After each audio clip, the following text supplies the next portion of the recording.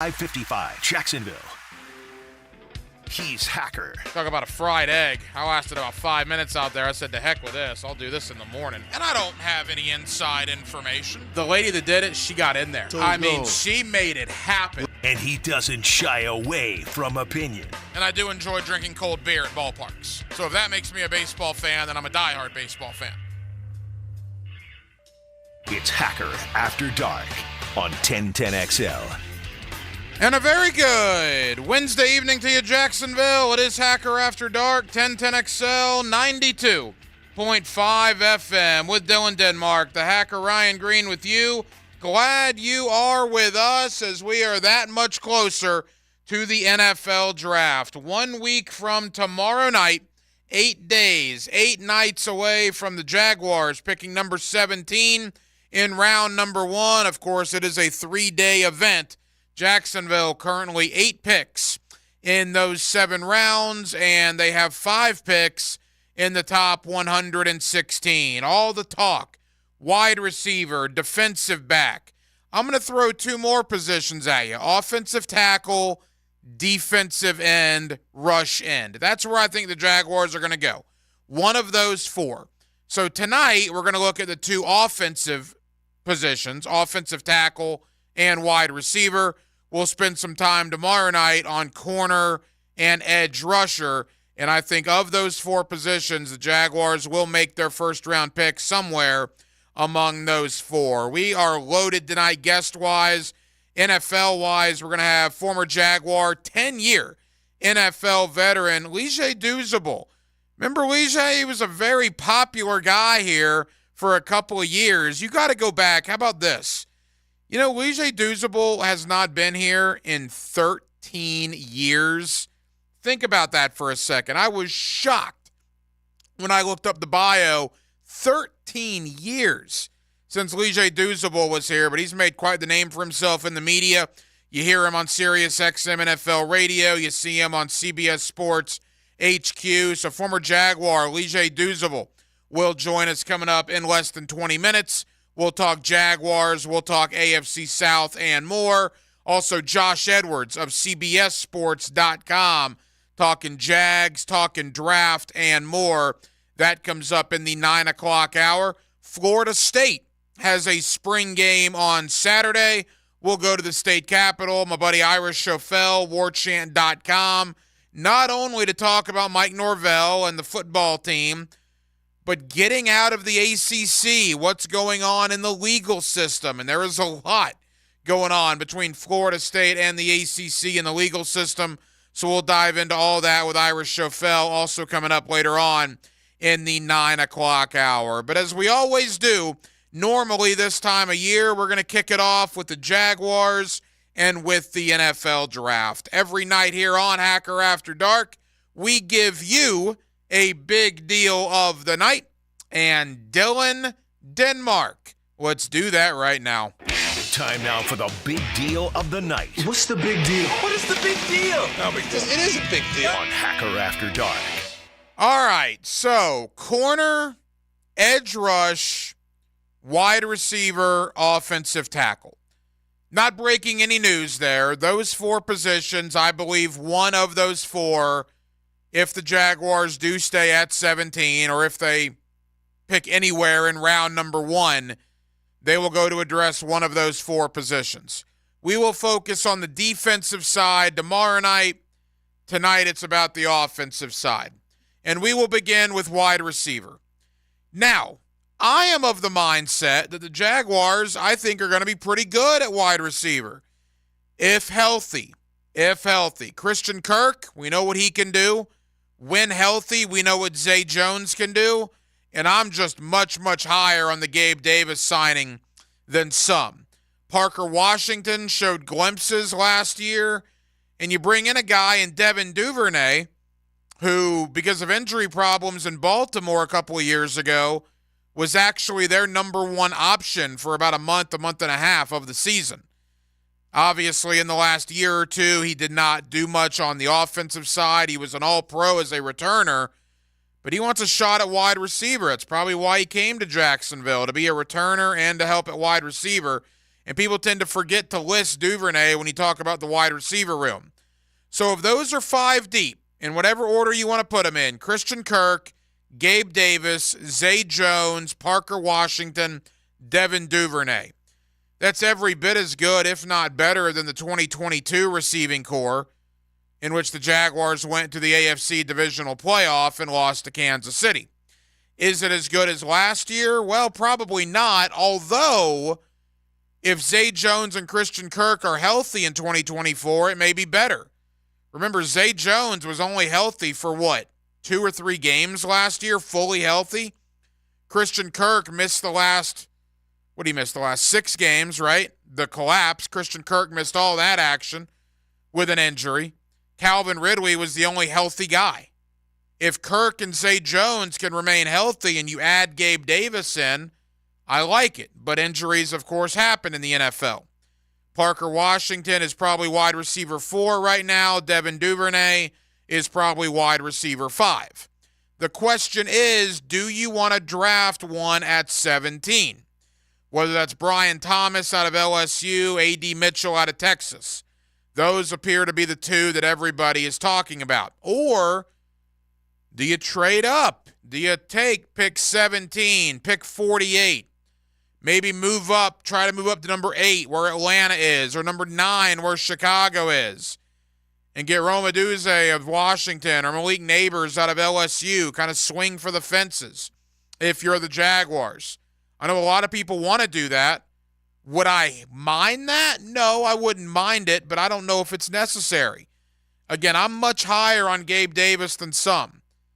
And if you tell me, and again, it's hard to do this because of injury issues, but if you tell me Kirk and Zay Jones are going to be healthy this year with Gabe Davis, I think the Jaguars are fine. If injuries happen, there will be problems like there were last year. So do you want to use 17 or trade up to take a wide receiver?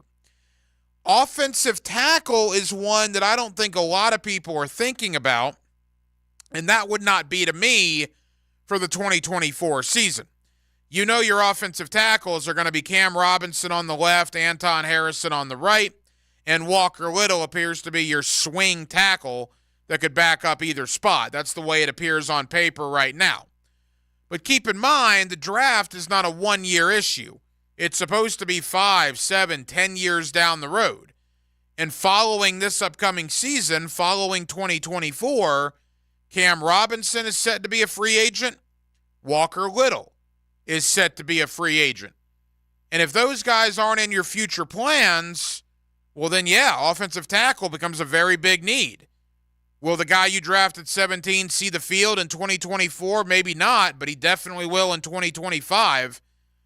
I don't think they're going to go offensive tackle, but I would understand it if they did. And if they do go offensive tackle in the first round for a second consecutive year, keep in mind Anton Harrison a year ago out of Oklahoma, and if they do that again, go another offensive tackle this year, I think that's a pretty clear indicator that one or both of Cam Robinson and Walker Little are not in the plans after the 24 season.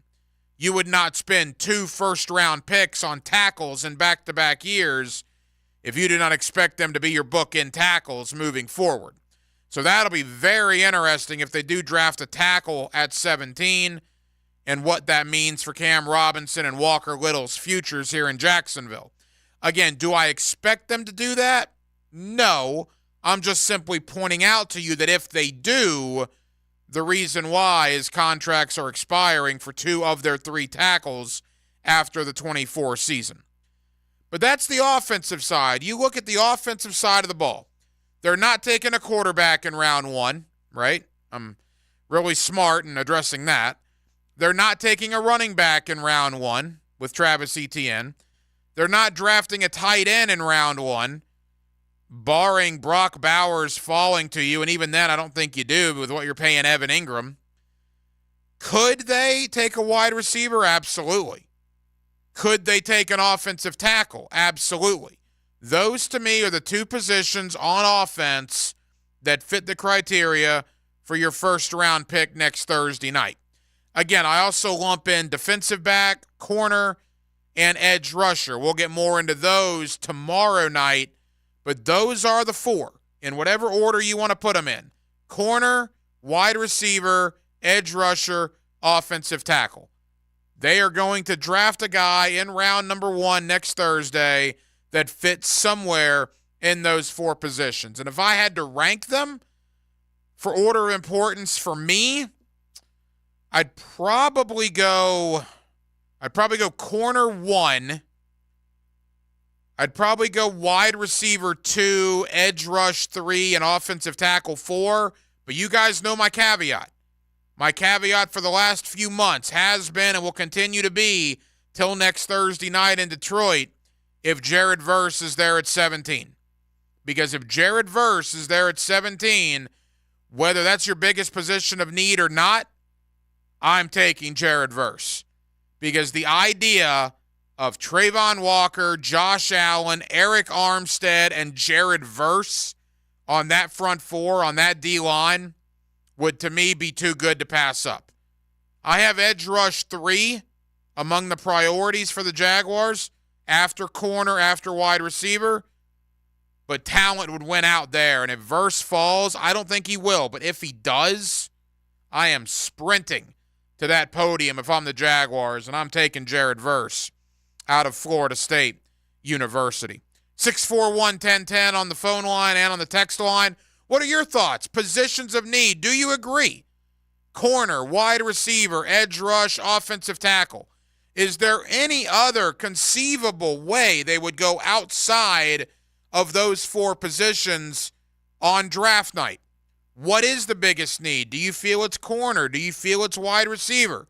Do you feel it's edge rush? Hit me up on the text line, designed by Lifetime Enclosures, 641-1010, and let me know your thoughts here on Hacker After Dark. Let's talk to a man that played 10 years in the National Football League on the defensive line, a couple of those years right here in Jacksonville, my buddy Lige Douzable. You can hear him on Sirius XM NFL Radio.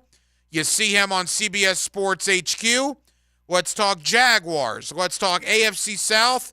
And we'll even mix in a little Orlando Magic talk. Lige Douzable next on Hacker After Dark, right here on a Wednesday evening in Jacksonville, Florida. It's 1010XL, and it's 92.5 FM.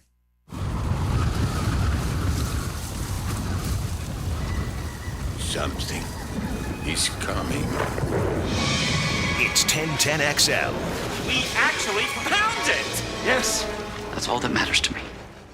Hacker here, and I'm loving the doors that are now opening now that I'm down almost 50 pounds. Oh yeah, and those results are in just 7 weeks with Awaken 180 weight loss. By doors, I mean opportunities I've avoided because of my weight, like an all-day adventure to SeaWorld or spending 3 days at Walt Disney World. Did I gain the normal 5 to 10 pounds I would have at Disney? Of course not. In fact, I lost 3 pounds last week at Disney, thanks to the good folks at Awaken 180. Awaken 180 travels with you, and I'm eating all sorts of foods: salmon, ground beef, broccoli, cabbage, collard greens, you name it. It's not a lie when I say I'm eating to lose weight is the only way to lose weight. Do what we all did, Matt, Mike, and myself. Call Awaken 180 Weight Loss, 844-346-1800. That's 844-346-1800, or go online, awaken180weightloss.com.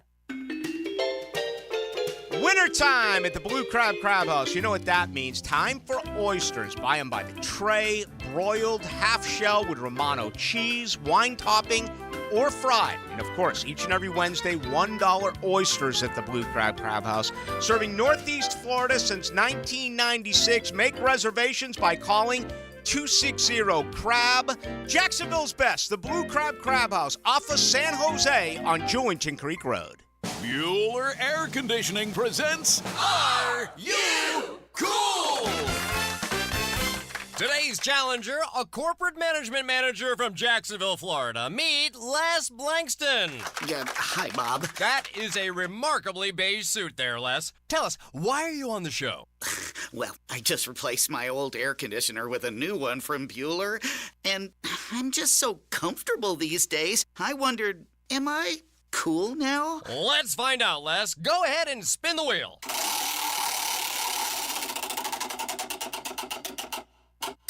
That's right, Les. By upgrading your old AC to a more energy-efficient model from Bueller Air Conditioning, you'll save money, save energy, and proudly show your family that you are cool. Ooh, do you think I should get a mohawk? Pace yourself, Les. Stay cooler with Bueller. Visit BuellerAir.com. Dave Binion here with my son Ammon, who is the air duct cleaning manager at Zero Res. So Ammon, you may notice a little rattle in my voice and some puffiness in my eyes. That's because allergy season is coming on. Can Zero Res help? Yes, your health has a lot to do with the air you breathe. A clean and healthy home begins with clean air. At Zero Res, we can help clean the air in your home by cleaning your air ducts, cleaning the coils in your HVAC units, and fogging the system with a powerful antimicrobial that helps kill and control the growth of microorganisms in your air. We also have options for maintaining your clean air with our excellent inline air purifier and UV lights that will help keep your system clean and healthy. At Zero Res, we are more than just air duct cleaners. We're a clean air specialist. Have Zero Res air duct specialists out, and right now we'll give you $50 off your air duct cleaning, and while we're at it, we'll give you $50 off your dryer vent cleaning. Zero Res. Spelled forward or backwards, it's the right way to clean. CEROREC. Zero Res. When you hear a great call on 1010XL, Telephone communique. it's covered by the All-Pro Roofing phone line. If you'd like any further information, just call me. Listen for great phone interviews all day on the All-Pro Roofing phone line on 1010XL.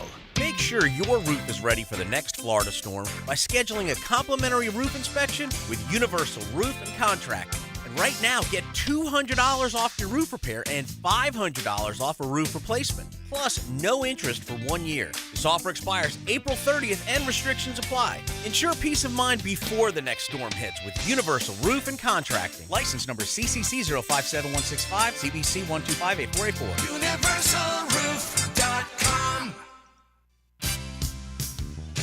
Imagine waking up this time next week and being 100% debt-free from credit cards, car loans, and personal loans. Hey, Prosser here. Loan Pronto's Equity Express line of credit can make it happen. Homeowners are turning their home equity into cash almost instantly. With Loan Pronto's AI-based system, you can get approval in about 10 minutes with almost no documentation, no appraisal, and no hassle. You can get hundreds of thousands of dollars out of your home. Use that money to pay off all your other loans. The average homeowner saves over $850 a month doing this. Listen, your home value's way up. You can use that to wipe out all those credit cards. Get some money for a home improvement. Literally hundreds of thousands are at your fingertips, and approval is just minutes away. So call now, 904-999-1508, 904-999-1508, or go to loanpronto.com. NMLS 1661781, subject to lender approval, equal housing lender. Electricians, innovators, and tech enthusiasts, listen up. Miller Electric is shaping the future, and we want you to be a part of it. From healthcare and data centers, corporate offices, aviation, and industrial facilities, Miller Electric is powering the most exciting projects in Jacksonville and beyond. We offer not just a job, but a thrilling career with great pay and incredible benefits. Visit us at millercareers.com to apply. Miller Electric, where your skills meet our vision, and equal opportunity employer. 1010XL is presented by Farah & Farah, exclusive injury law firm of the Jacksonville Jaguars. Protecting you and your family. Call 396-5555. Jacksonville. Let's ring up another guest on the All-Pro Roofing phone line. Back here on 1010XL at 92.5 FM in the city of Jacksonville, your home for the Jacksonville Jaguars. We are glad you are with us. Of course, the NFL Draft next Thursday night up in Detroit. The Jaguars have the 17th pick in round number 1. It has been a very active offseason for the Jaguars, really a very active offseason for every AFC South team. Let's talk about all of it with a man that played 10 years in the National Football League, including right here in Jacksonville. He was a fan favorite when he was here, Leger Douzable. You see him now at CBS Sports HQ. You hear him on Sirius XM NFL Radio, and Leger is always kind enough to join us here on 1010XL. Leger, how you doing?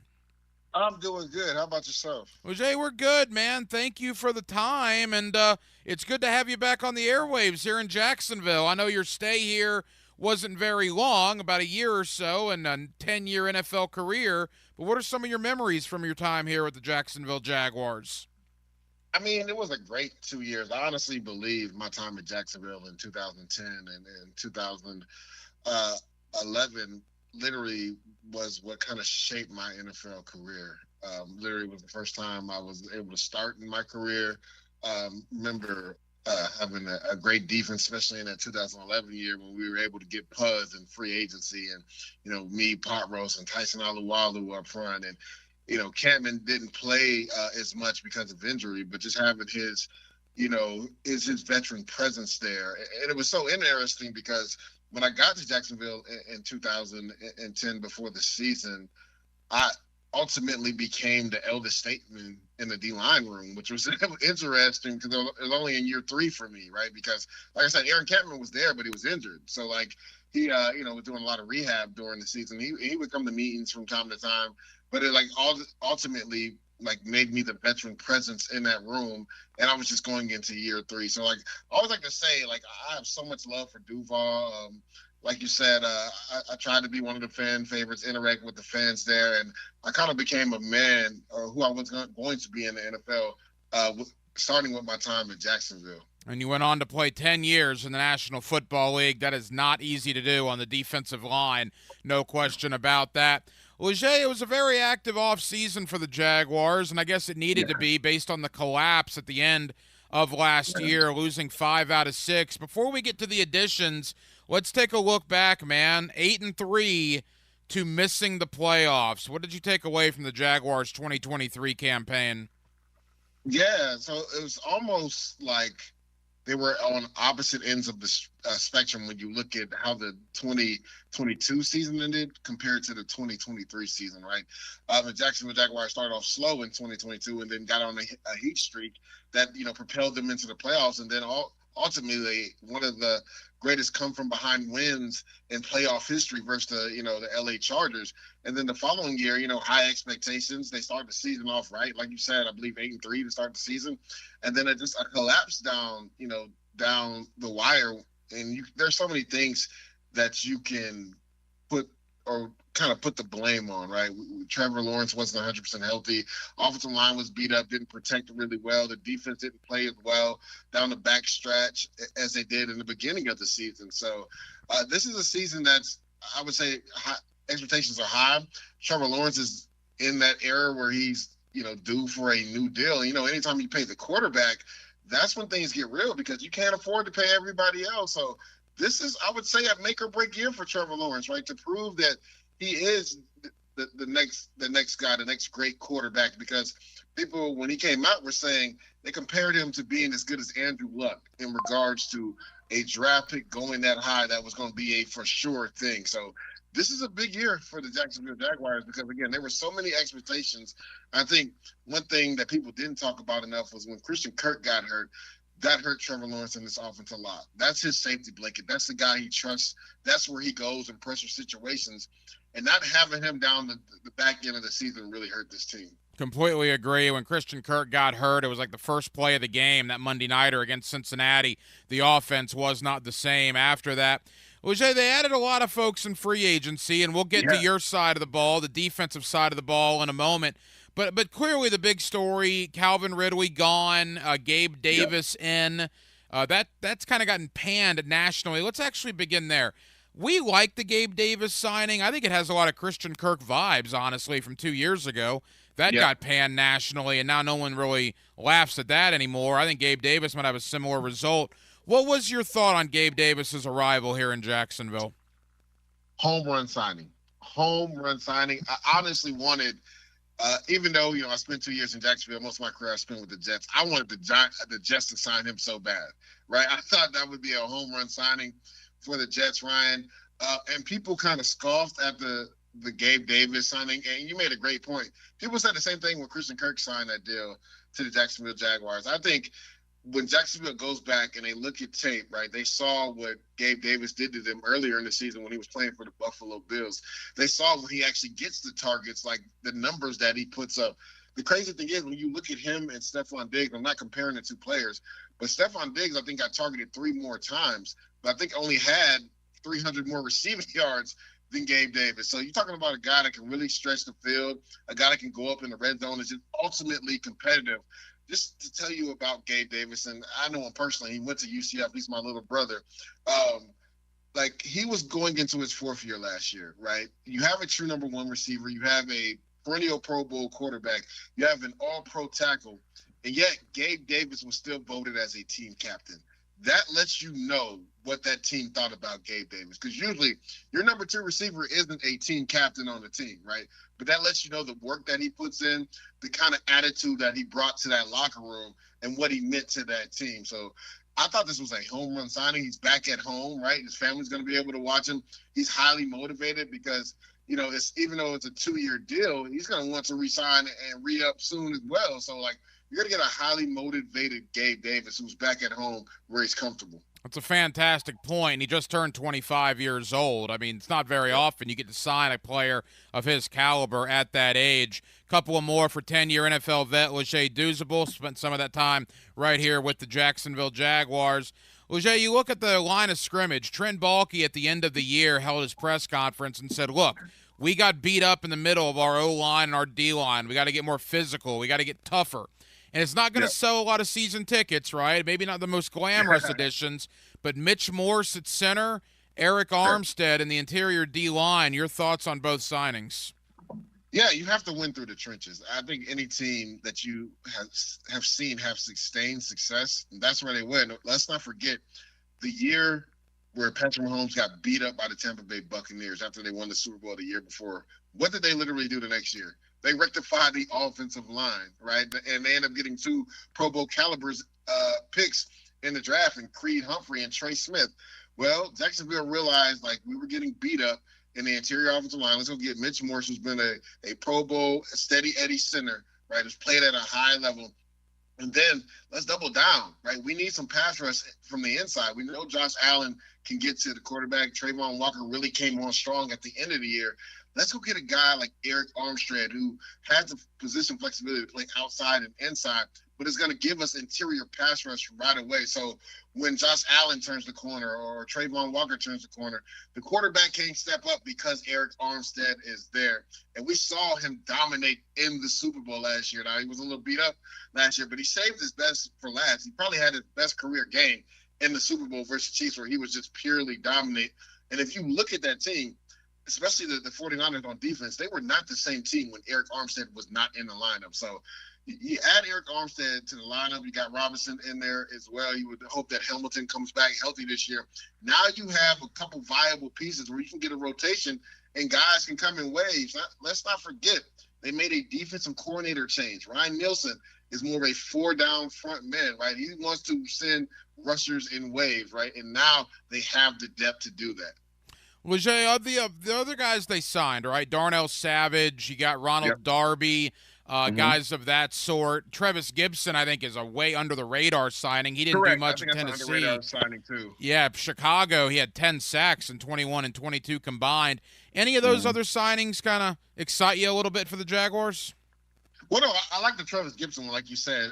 Was in Chicago, weird situation when they end up going to the Tennessee Titans and still played really well in a deep defensive line there. So I think that's an under-the-radar signing. It kind of reminds me of the signing of, Ryan, you can help me out, the guy that they signed 2 years ago that's at Tennessee now, the outside linebacker. Oh, Arden Key, yeah. That's a good comparison. Me of that signing. The Trevis Gibson signing kind of reminds me of Arden Key signing. And we saw Arden Key had a lot of success in Jacksonville before going on to Tennessee. So that is an under-the-radar sign. I think Ronald Darby is an underrated signing too, because you lose Darius Williams, but you lower the cap number in what you're paying Darby. And Darby played really well for the Baltimore Ravens last year as well. So I like that. I think those two are the biggest under-the-radar signings for this Jacksonville team. Final moments with Leger Douzable, a 10-year NFL vet. You see him now at CBS Sports HQ. You can also hear him on Sirius XM NFL Radio. Leger, the draft's coming up next week. Everybody's talking about wide receiver. Everybody's talking about DB here in Jacksonville. And while I agree with that, look, I got one caveat, and my caveat is simply this. I didn't think this was possible 2 months ago or even a month ago, but the more mock drafts I see, the more Jared Verse might be there at 17. All right, and I'm going right to your neck of the woods on the D-line. Which is crazy to me. I don't think he's going to be there, but you're right, Ryan. The more, and again, one thing I will tell you, and this is with respect, Ryan, media does not know what's going on in regards to the draft. I'm just going to be, and I'm part of the media, right? So I'm going to let you know right now, because again, last year, nobody saw Darnell Wright going 10 overall, right? And he went 10 overall. So it's just like, you really never know how the draft is going to play out. You can kind of give an educated guess. I just from what Jared Verse put on tape, now to me, Leatu Latu, if he was 100% healthy, would be my number one edge guy. But that's a big question mark when you have a neck fusion, right? So I just don't see passers and pass rushers run the league. I don't see Jared Verse falling to 17. I just don't see it. But if he does, I mean, it's something to talk about. One could dream, Wajay. One could dream. You have Trayvon Walker, Josh Allen, Eric Armstead, and Jared Verse. Sign me up for that right now. When you look at the Jaguar roster, though, if it does come down to wide receiver or DB, where would you go at 17? I would lean towards corner, right? In this league, you got to have three viable corners. You have Campbell, you have Darby. I think you still need one more guy, a guy that makes sense. If Terrion Arnold is there, he makes a lot of sense. I think he'll be gone by the Colts pick. I think they picked 15, if I'm not mistaken.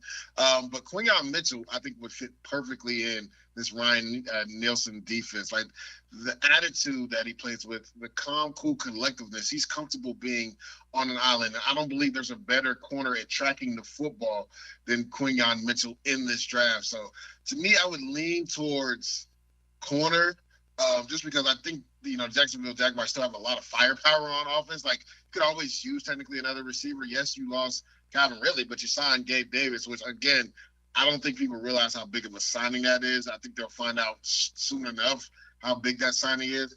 I think you need to shore up that defense to get a shutdown corner. Well, Jay, as we wrap up, the AFC South was maybe the most boring, worst division in football, whatever verbiage you want to use, in August. Here we are in April. Is there a more intriguing division coming into the year with everything that's transpired? It's crazy, the transformation in such a short amount of time. Yeah, I don't think there is. And honestly, could this be a division that essentially went from the worst division in the AFC to maybe even the strongest, dare I say, when you look at the Houston Texans and what they did, trading for Stephon Diggs and then also going to the second round of the playoffs when I believe they were tied for the worst odds to even go to the Super Bowl last year. So, C.J. Stroud looks as good as advertised, and you would assume that he's only going to get better now that you added some more firepower to that offense. So DeMeco Ryans has really revamped that defense. That defensive line has been revamped as well. So you look at them, you look at Jacksonville, you think they would bounce back if everybody were to stay healthy. Trevor Lawrence stays healthy. You've added pieces to the offense and defensive line. We know what Christian Kirk is. We know what Etienne is in the backfield, and you have Josh Allen signed. So now he can just relax and play football and not have to worry about trying to play on the franchise tag. So to me, and then you look at the Tennessee Titans, right? Will Levis going into his second year. They they signed Calvin Ridley, made a couple big splashes in free agency as well. And then the Colts, Anthony Richardson, should be coming back healthy. So you're right.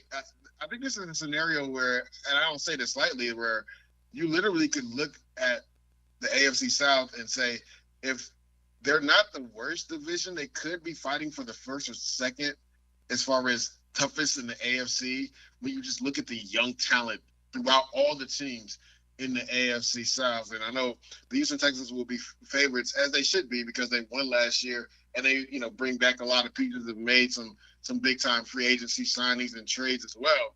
But I think Jacksonville is intriguing. I think Tennessee is intriguing. And even with Anthony Richardson, we saw Shane Steichen have them one game away from the playoffs when nobody expected that. So the AFC South is not going to be a cakewalk like people are used to seeing it be and what it's been for the last few years. You better strap it up when you play the AFC South. Crazy transformation in the division. All right, I'm an Orlando Magic guy. I go back to 1989 with Greg Kite and Anthony Bowie and Dennis Scott. I mean, I was there at the Orlando Arena. I know you're an Orlando Magic guy. Are you as fired up as I am for Game 1 on Saturday? Man, I can't wait. It's been a long time coming. We saw this Magic team down the stretch last year, Ray, really make strides. They almost fought their way into the play-in. Last year, they were one of the strongest teams down the stretch of the back half of last season. And this year, they literally just came out on fire. Now, they had me a little nervous the last 3 or 4 games, I'm not going to lie, especially against opponents that are going to be in the playoffs. right? When you talk about the Bucks, they did beat the Bucks when they counted the most, but losing to them in Milwaukee, and then also losing to the 76ers and other teams that are on the cusp of the playoffs, of that Rockets game and that Charlotte Hornets game really made me pull my hair out, because they had won that game. There wouldn't have been as much pressure down the stretch. They would have been solidified as a 4 or 5 seed a long time ago. But when it counted and when they needed it the most, right? Paolo Banchero, Franz Wagner, they showed up and they beat the brakes off the Milwaukee Bucks, and I cannot wait to see them do the same thing against the Cleveland Cavaliers. Yeah, we had David Steele of Bally Sports on the program last night, and it's so refreshing that he and Jeff Turner are going to be on the call for round number 1, as every game will be on Bally Sports along with the folks there at NBA TV. Leger Douzable, 10 years in the National Football League, including part of that time right here in Jacksonville. Leger, really enjoyed the conversation. I know you're very busy. Thank you, man, and we'll do it again real soon. Thanks again, Ryan. There you go, Leger Douzable, former Jaguar, here with us on 1010XL here in Jacksonville. And it's interesting when you hear a guy that played 10 years in the NFL. I think he likes the Jared Verse idea too, being a former defensive lineman. Question is, will he get there? I would tend to doubt he'll be there at 17. But again, a lot of mock drafts coming out, about half of them or so have Jared Verse there. That is where I would go. If Jared Verse is gone, that's when you have to look at corner and look at wide receiver, but just keep offensive tackle in the back of your mind. NBA playoffs. Remember last night, the Lakers beat New Orleans, so the Lakers are locked into the 7th seed in the West. Their reward for that is the defending world champion Denver Nuggets, beginning this weekend with Game 1. Golden State out. Sacramento eliminates Golden State, and boy, last night might have felt like the end of what they had at Golden State. They're not getting any younger. Klay Thompson's a free agent. Boy, he was terrible last night. Draymond Green couldn't get anything going. Steph Curry can't do everything by himself. It was a dynasty. There's no doubt about that. But it did feel like change is coming. And with Klay Thompson being a free agent, maybe the last game for the Big Three there in Golden State. So Sacramento advances. They play New Orleans on Friday. Winner gets the 8th seed, loser is out, and New Orleans will be without Zion Williamson, who will miss the game with a hamstring injury. The Eastern Conference play-in is tonight. Miami right now up 12 in Philadelphia over the 76ers. Winner of this game gets the 7th seed, and will get the New York Knicks beginning this weekend, Game 1, Madison Square Garden. The loser tonight will have to play on Friday against the winner of the game later tonight, Atlanta and Chicago. So Miami looking good right now, up 12 on the road. They've just started the third quarter there in the city of brotherly love. Miami up 51-39. Coming up next, Zach Goodall. Zach is a guy that covered the Jaguars about 5 years ago, went to Gainesville, and was on the Gator beat for the past 5 years. His last day on the Gator beat was Saturday at the Orange and Blue game. Billy Napier actually gave him a nice little shout-out, as a matter of fact, because Zach is coming back to Jacksonville to do the Jaguar beat for Jaguars Wire, which is part of USA Today. Zach Goodall, we'll talk a little Florida, we'll talk a little Jaguars with an old friend. He's next. Hacker After Dark on a Wednesday evening here in Jacksonville, Florida, and we're glad you're with us. It's 1010XL.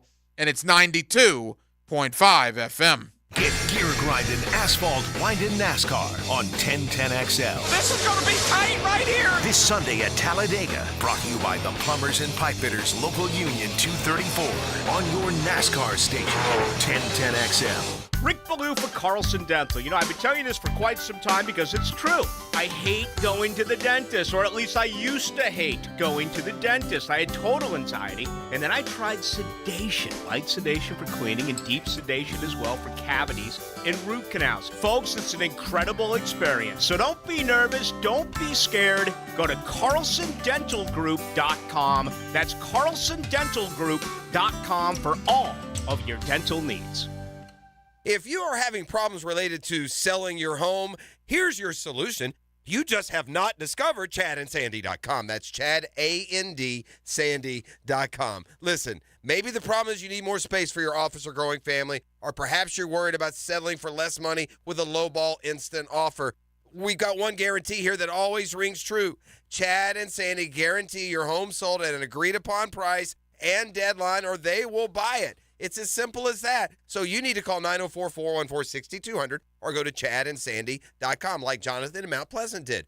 The only thing standing between me and my dream of traveling in my RV was the sale of my Mount Pleasant home. I heard Chad and Sandy on the radio and called.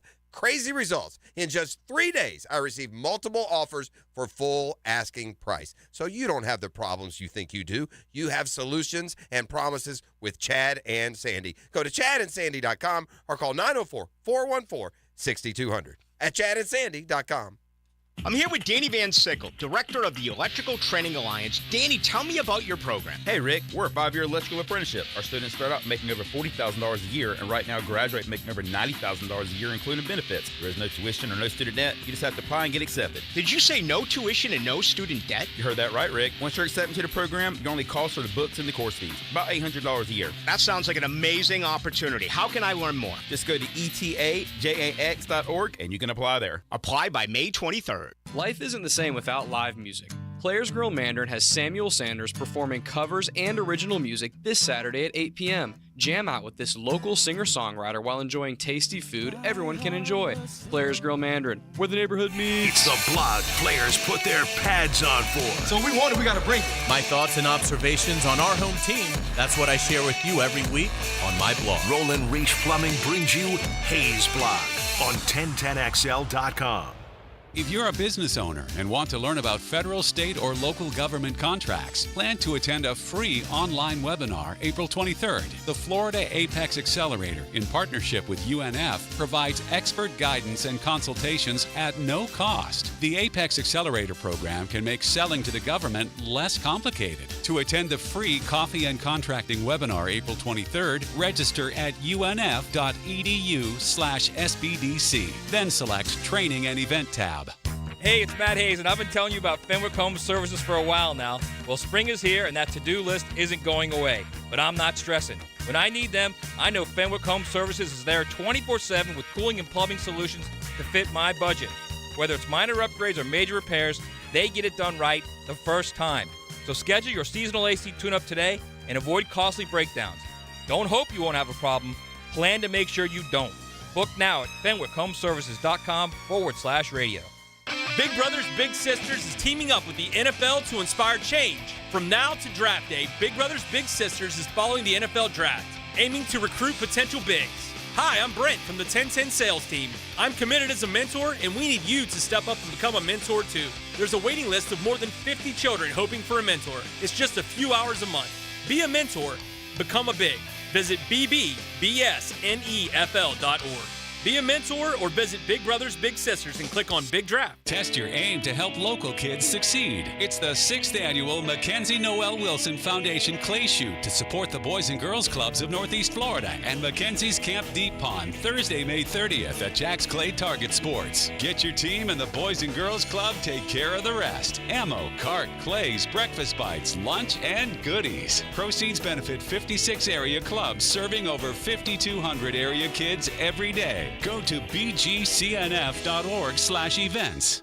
Men suffering from ED or PE, you'll see instant results on your first visit at Prime Men's Medical Center. For a limited time, your initial consultation and first treatment are totally free. You'll even get a gift that enhances performance in the bedroom. Call 904-664-8217. QC Kinetics announces the arrival of National Medical Director Dr. Mitchell Scheinkup, an acclaimed orthopedic surgeon with 2 decades of experience and extensive research in regenerative medicine. But I was one of the first orthopedic surgeons to do it, and at the same time I integrated clinical research that's resulted in several publications that are really directing the future of regenerative medicine. I was drawn to QC Kinetics after I reviewed their protocols, and everything they were doing is consistent with my own approach. Today, Dr. Scheinkup leads the entire team of medical professionals at QC Kinetics, taking this exciting medical breakthrough to a whole new level. What we are doing at QC Kinetics is transforming lives. Get lasting joint pain relief. Call QC Kinetics now for your free consultation. This is is the future of medicine. Call QC Kinetics, 904-274-5522. That's 904-274-5522. 904-274-5522. 1010XL is presented by Farah and Farah, exclusive injury law firm of the Jacksonville Jaguars. Protecting you and your family. Call 396-5555. Jacksonville.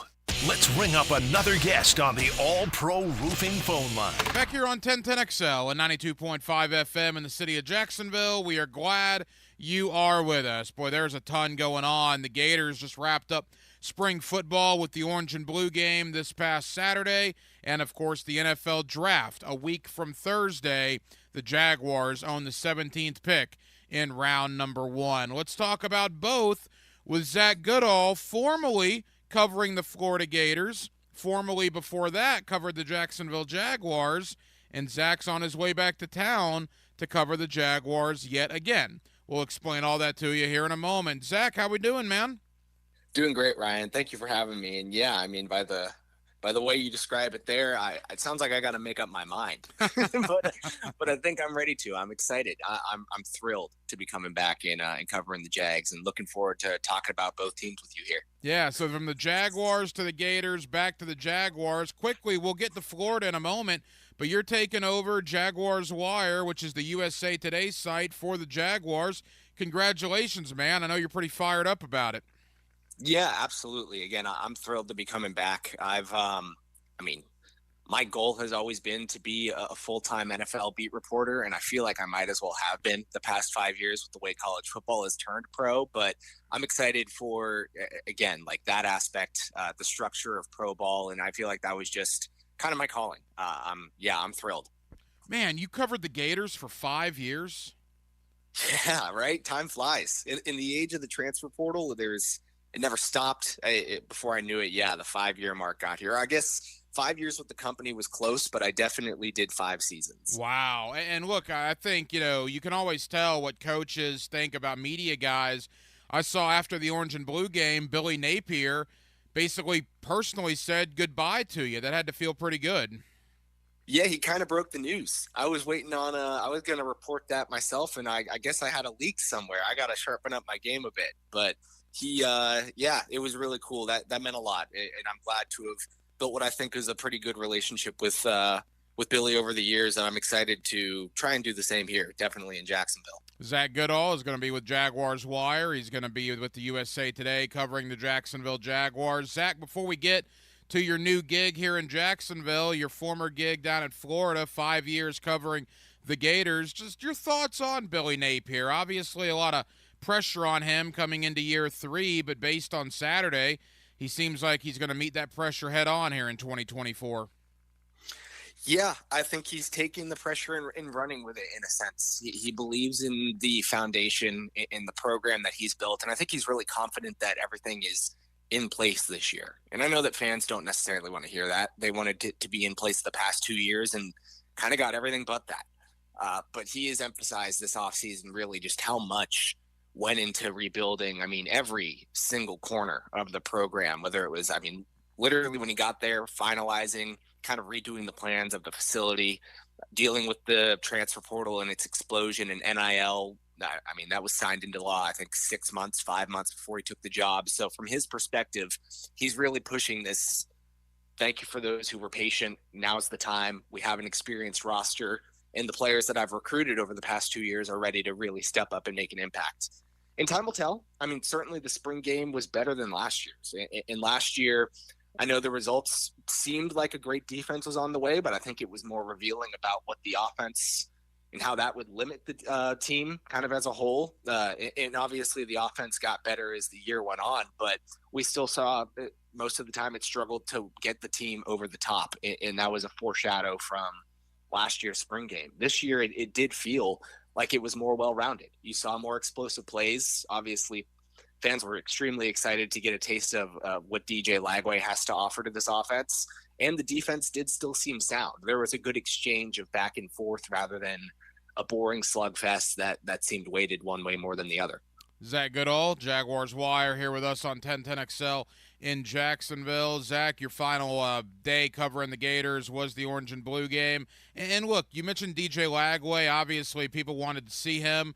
Graham Mertz is the guy, though, this year. There's no doubt about that. How do you think that dynamic has worked in the spring, and what's your expectation for that quarterback room moving into the fall?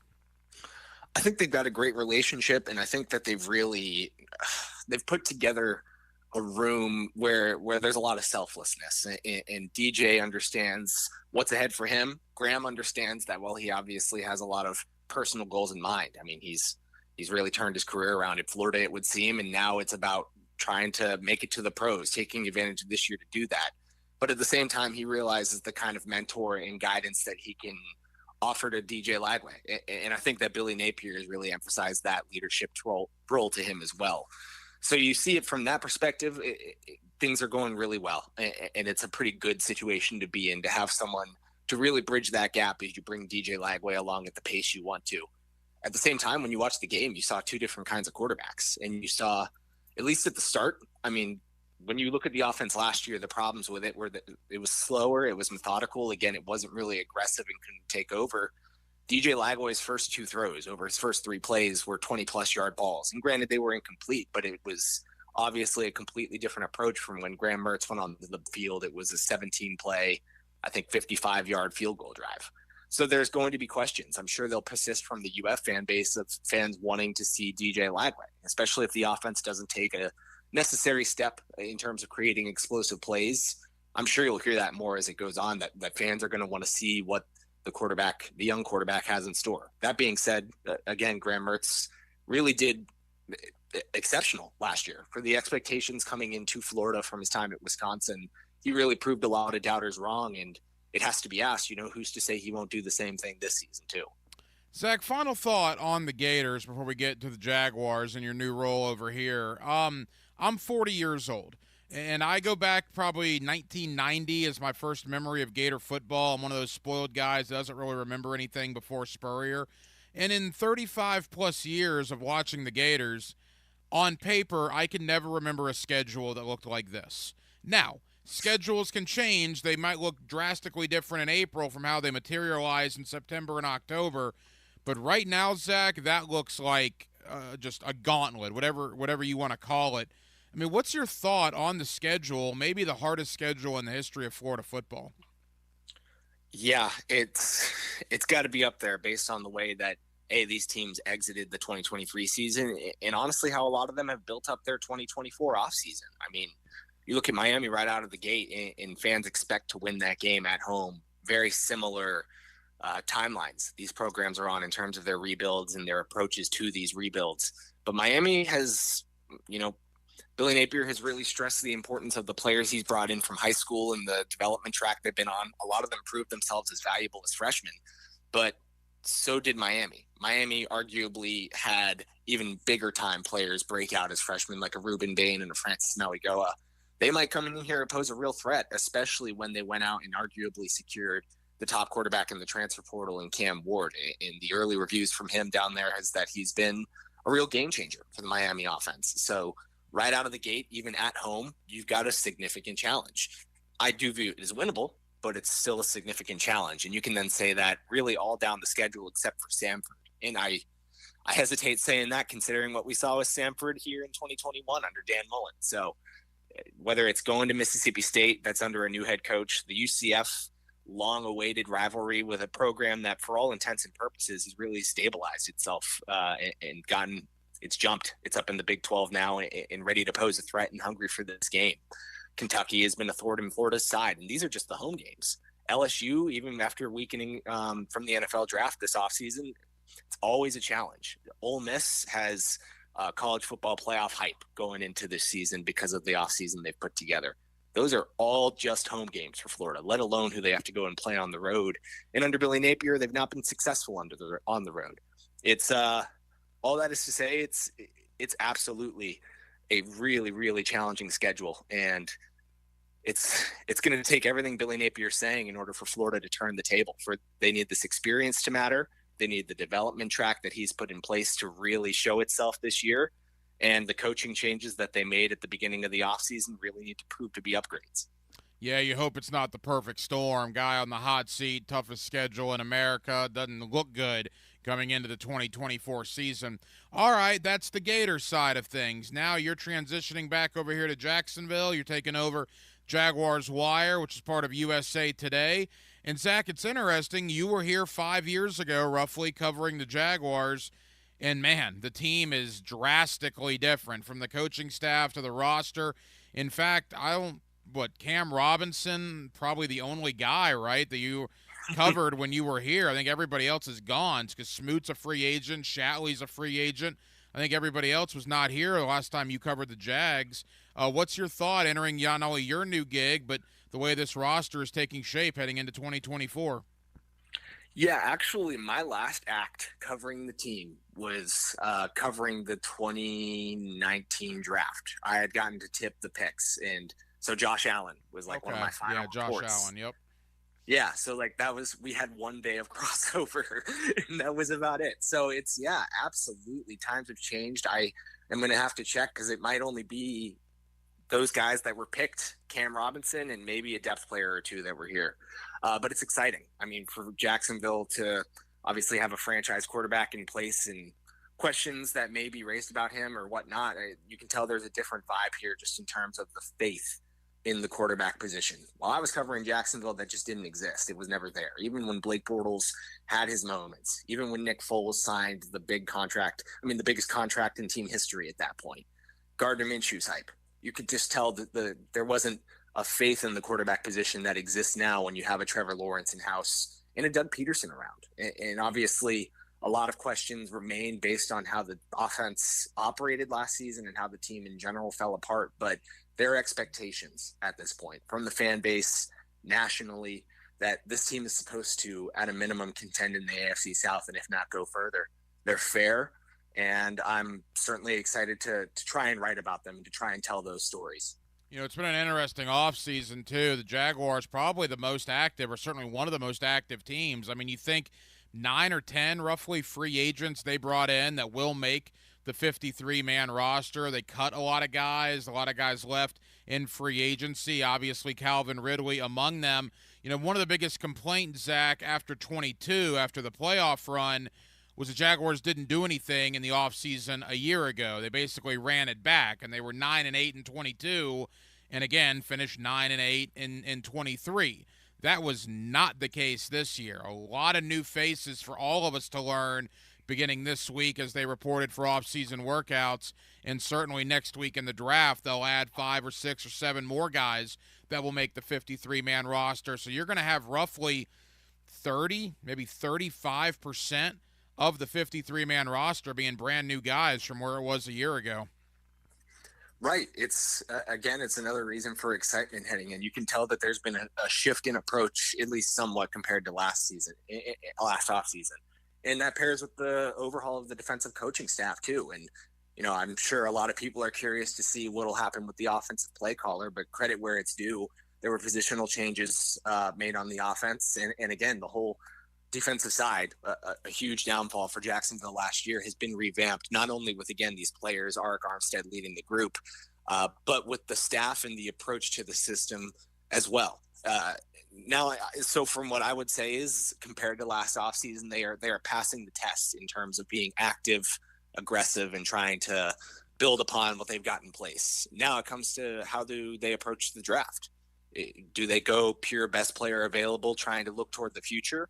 Or do they continue this aggressive approach of, we know what's at stake?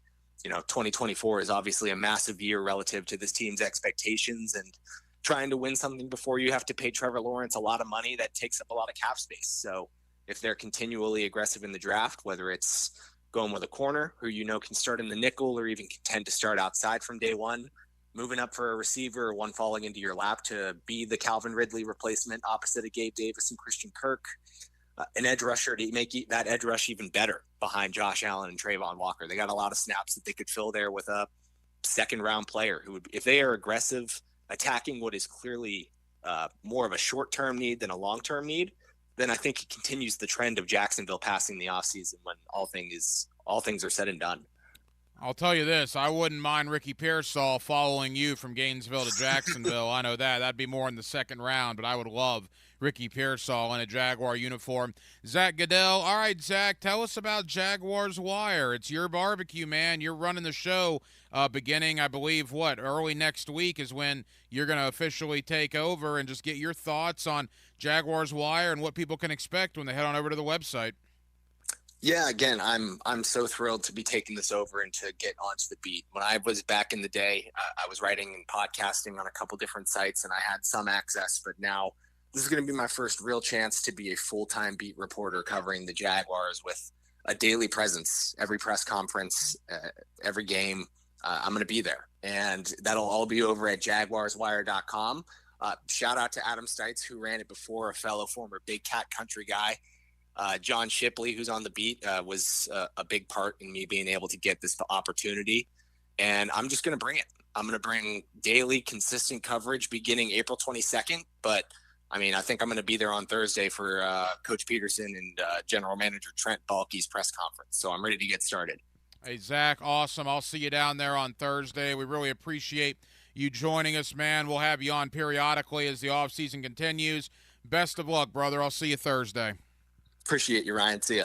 1010XL takes you inside the program director's office with Dan and Jeff. No, you can't take that. That's one of a kind. Mornings. We won't put a scratch on it.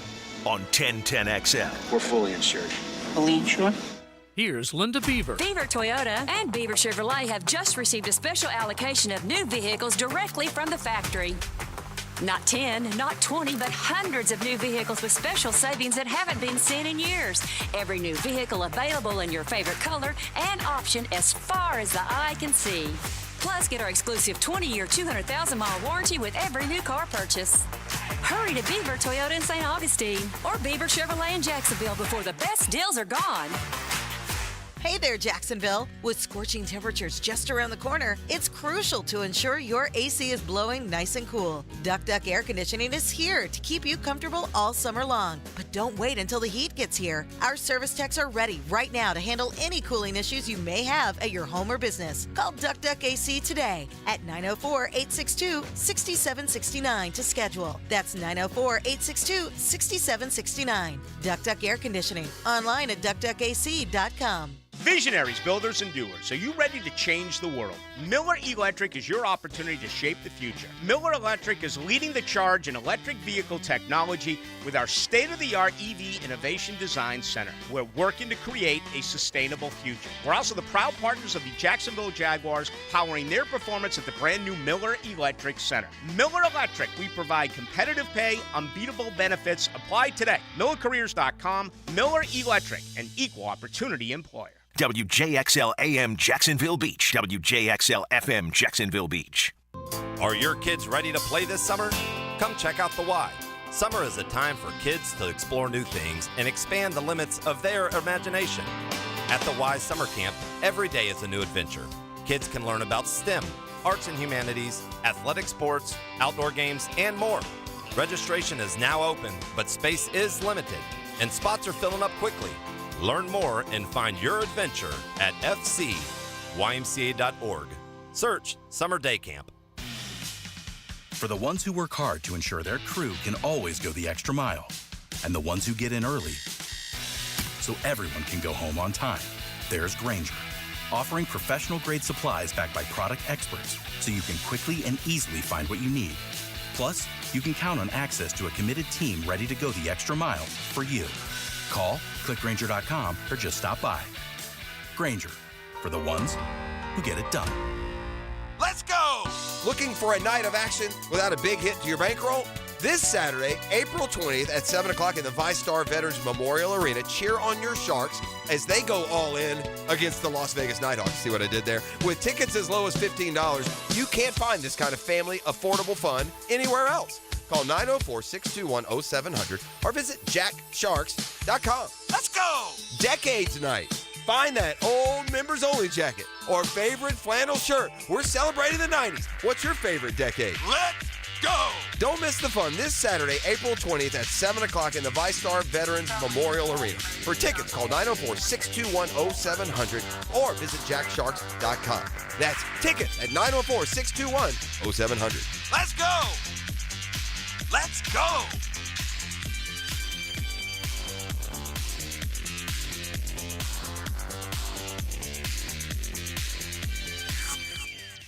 I spray and scrub, but the soap scum in my bathtub is still there. I spray and scrub, but the burnt sauce on my stovetop sticks around. Sprays can leave grime behind, but new Mr. Clean Ultra Foamy Magic Eraser combines the scrubbing power of an eraser with the cleaning power of Dawn to melt away tough messes on contact. Just wet, squeeze, and erase.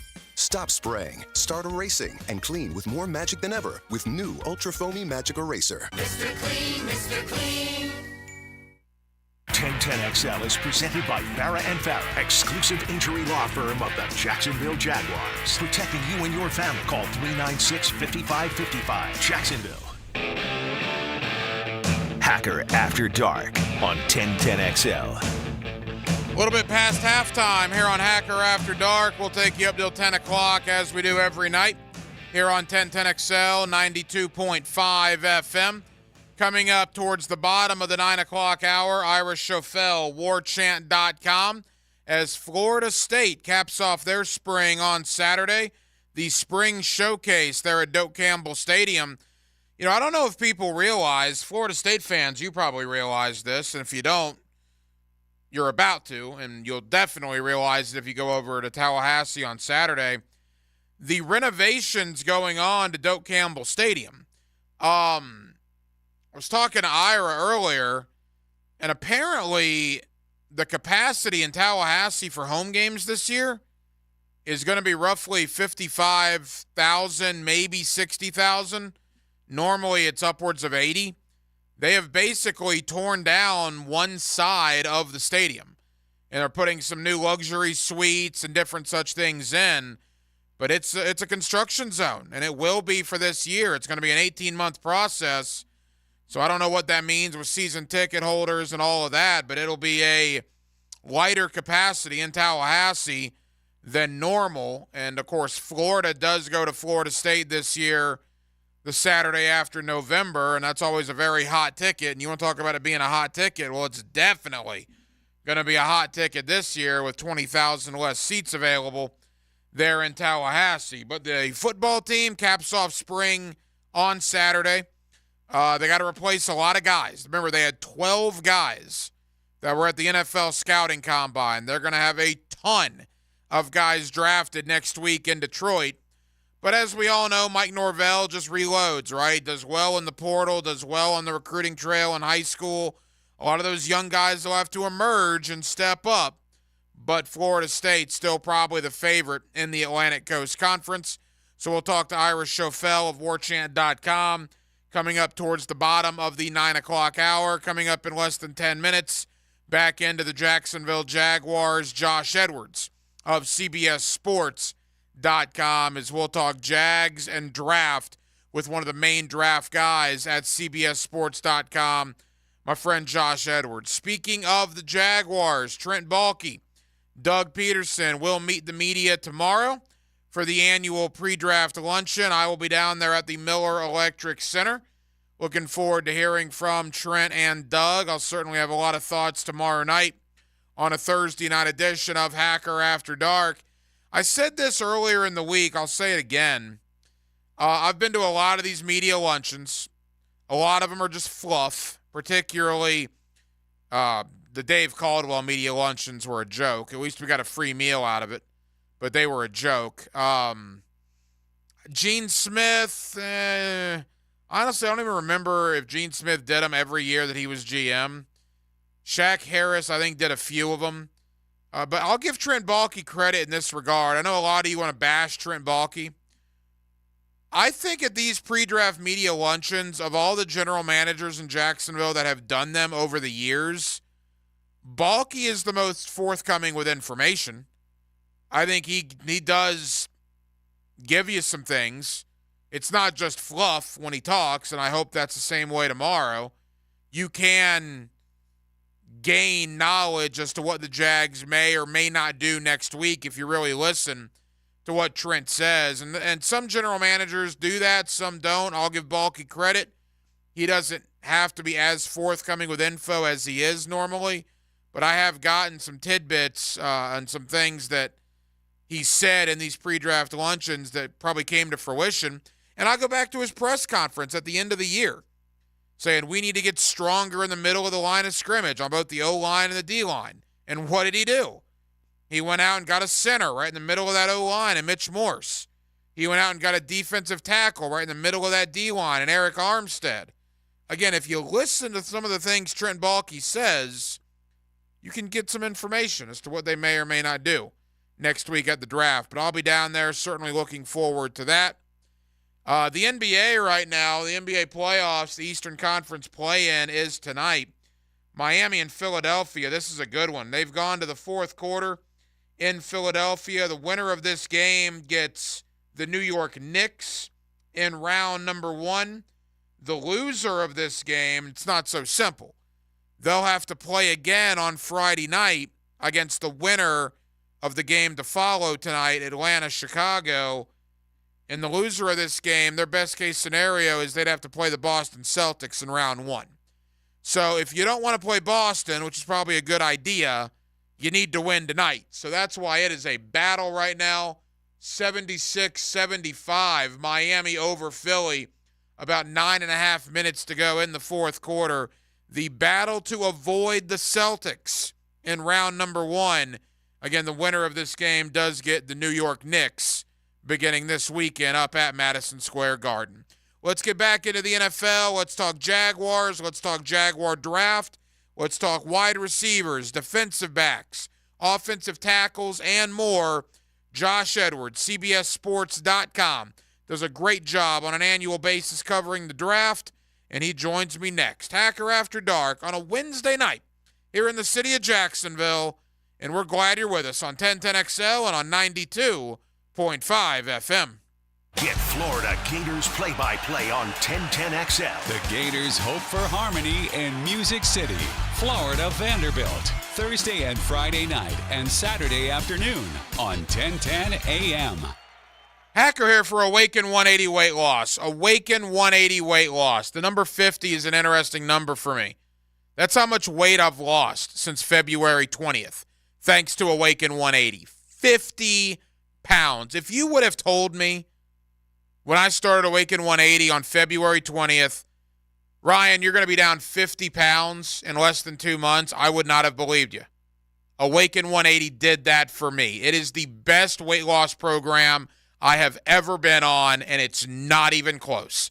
If it's time for you to drop some weight like it was for me, take it from somebody who loves this program. Go to awaken180weightloss.com, awaken180weightloss.com, or give them a call, 844-346-1800. That's 844-346-1800.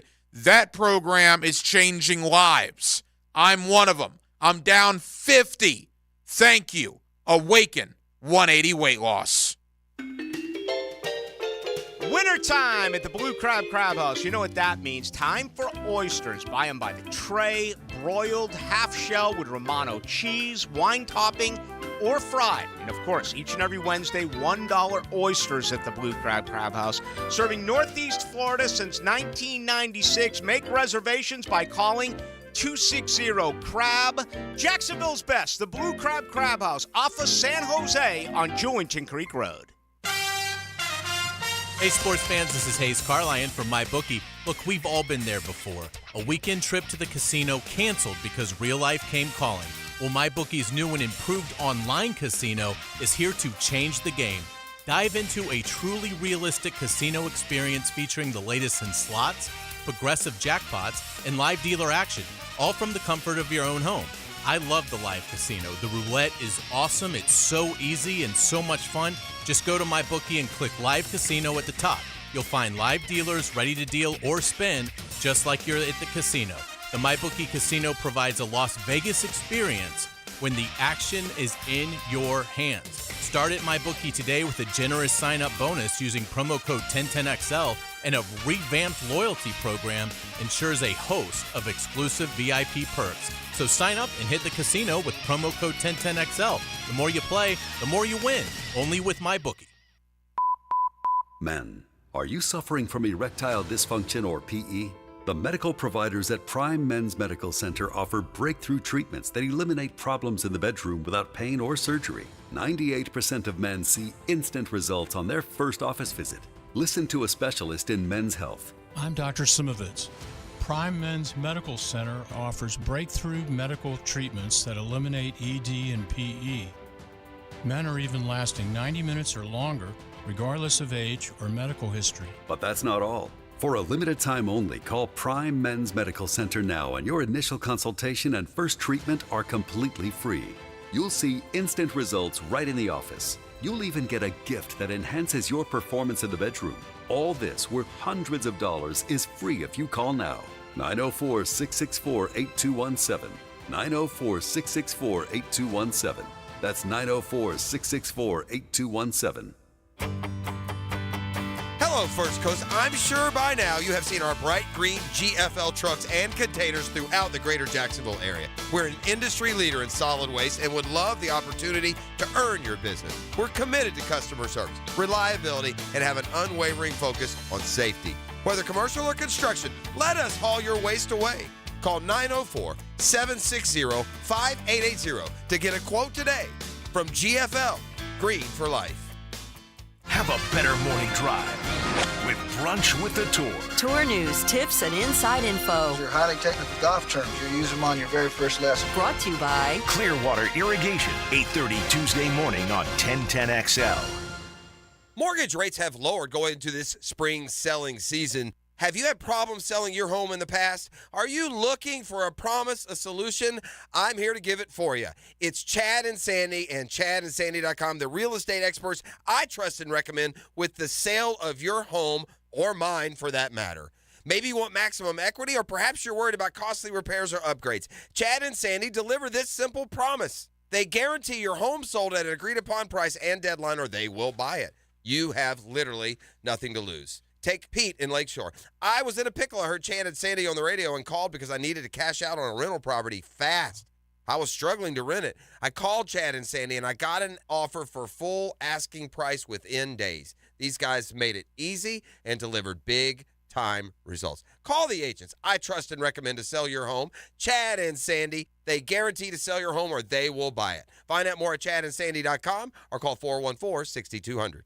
If you're a business owner and want to learn about federal, state, or local government contracts, plan to attend a free online webinar April 23rd. The Florida Apex Accelerator, in partnership with UNF, provides expert guidance and consultations at no cost. The Apex Accelerator program can make selling to the government less complicated. To attend the free coffee and contracting webinar April 23rd, register at unf.edu/SBDC. Then select Training and Event tab.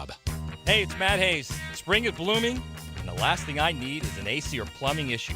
But I'm not stressing because I know Fenwick Home Services has me covered 24/7. I'll have their certified technicians inspect my system, ensuring it runs efficiently and smoothly. They'll remove that nasty buildup of dust, pollen, and dander so I can breathe easier, too. Preventative care is where it's at. Don't hope you won't have a problem. Plan to make sure you don't. Avoid costly breakdowns by booking now at FenwickHomeServices.com/radio. Big Brothers Big Sisters is teaming up with the NFL to inspire change. From now to draft day, Big Brothers Big Sisters is following the NFL draft, aiming to recruit potential bigs. Hi, I'm Brent from the 1010 sales team. I'm committed as a mentor, and we need you to step up and become a mentor too. There's a waiting list of more than 50 children hoping for a mentor. It's just a few hours a month. Be a mentor. Become a big. Visit bbsnefl.org. Be a mentor or visit Big Brothers Big Sisters and click on Big Draft. 1010XL is presented by Farah and Farah, exclusive injury law firm of the Jacksonville Jaguars. Protecting you and your family. Call 396-5555. Jacksonville. Let's ring up another guest on the All-Pro Roofing phone line. Back here on 1010XL at 92.5 FM in the city of Jacksonville. We are glad you are with us. We are just over 2 weeks away from the NFL draft. It is 2 weeks from Thursday night. Of course, the Jaguars hold the 17th pick in round number 1. The Jaguars were also one of the most active teams in free agency. How did what they did about a month ago correlate and affect what they're going to do up in Detroit, Michigan at the NFL Draft? For that, let's go to Josh Edwards, CBSSports.com. He's certainly one of our draft guys here on 1010XL, and he's always kind enough to give us some time here in the city of Jacksonville. Josh, how you doing? I'm doing well. Yeah, like you said, 2 weeks here before the NFL Draft, so just trying to get an idea of what these teams are thinking and making final draft preparations. Josh, you've covered the draft for a while. I've had you on, golly, probably the last 4 or 5 years, a bunch covering the draft. So you certainly know what you're talking about when it comes to the NFL Draft. Before we dive in, just a broad overview. If the NFL said, nope, we're going to draft tonight, we're going to move it up, and tonight's the night we're going to draft, are teams ready, or do they need these last 2 weeks to put the final preparations in order? I think they could be ready, and for the most part they are. They will have, final draft meetings to break up some of the clusters here over the next couple of weeks. But, if you were given advance notice saying, hey, we're going to do it this day instead of on the 25th, they would certainly be able to do that because the hay is in the barn in a lot of ways. There are a few isolated prospects that are still doing some individual pro days here and there. But for the majority of this class, the information is already known. Athletic information, the meetings that they would have conducted all the way back in January, the Senior Bowl, the Shrine Bowl, onto the Combine. Then you've got pro day visits. You're doing 30 visits in April. So you could have certainly prepared for it. And I think a lot of teams would be able to draft today.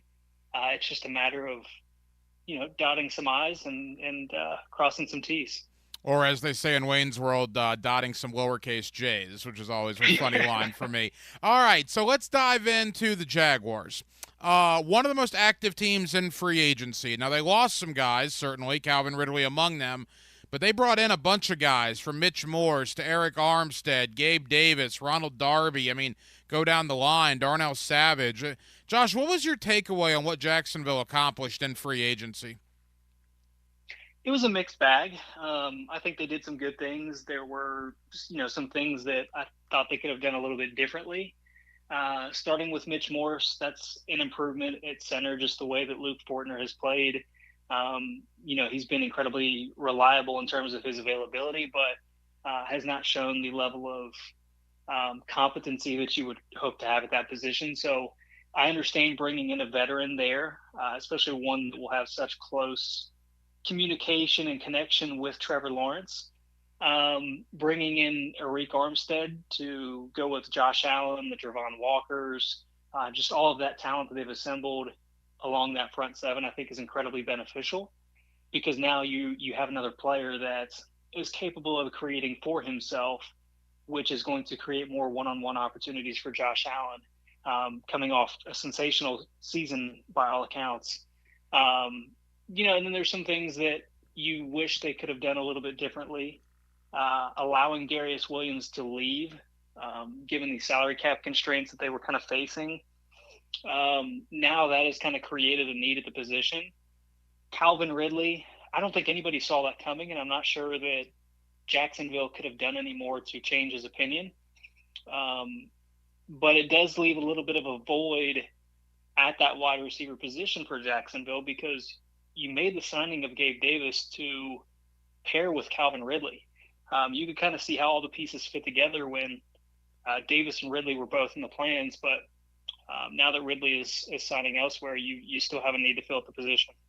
Josh Edwards of CBSSports.com. Let's begin right there. Gabe Davis, and before we get to this year's wide receiver draft prospects, I'm curious, Josh, a guy like you that covers the draft, covers the National Football League, locally here in Jacksonville, we seem to like that signing. Nationally, it's getting panned a little bit, but I almost think it has a striking resemblance to 2 years ago when the Christian Kirk signing here got panned a little bit.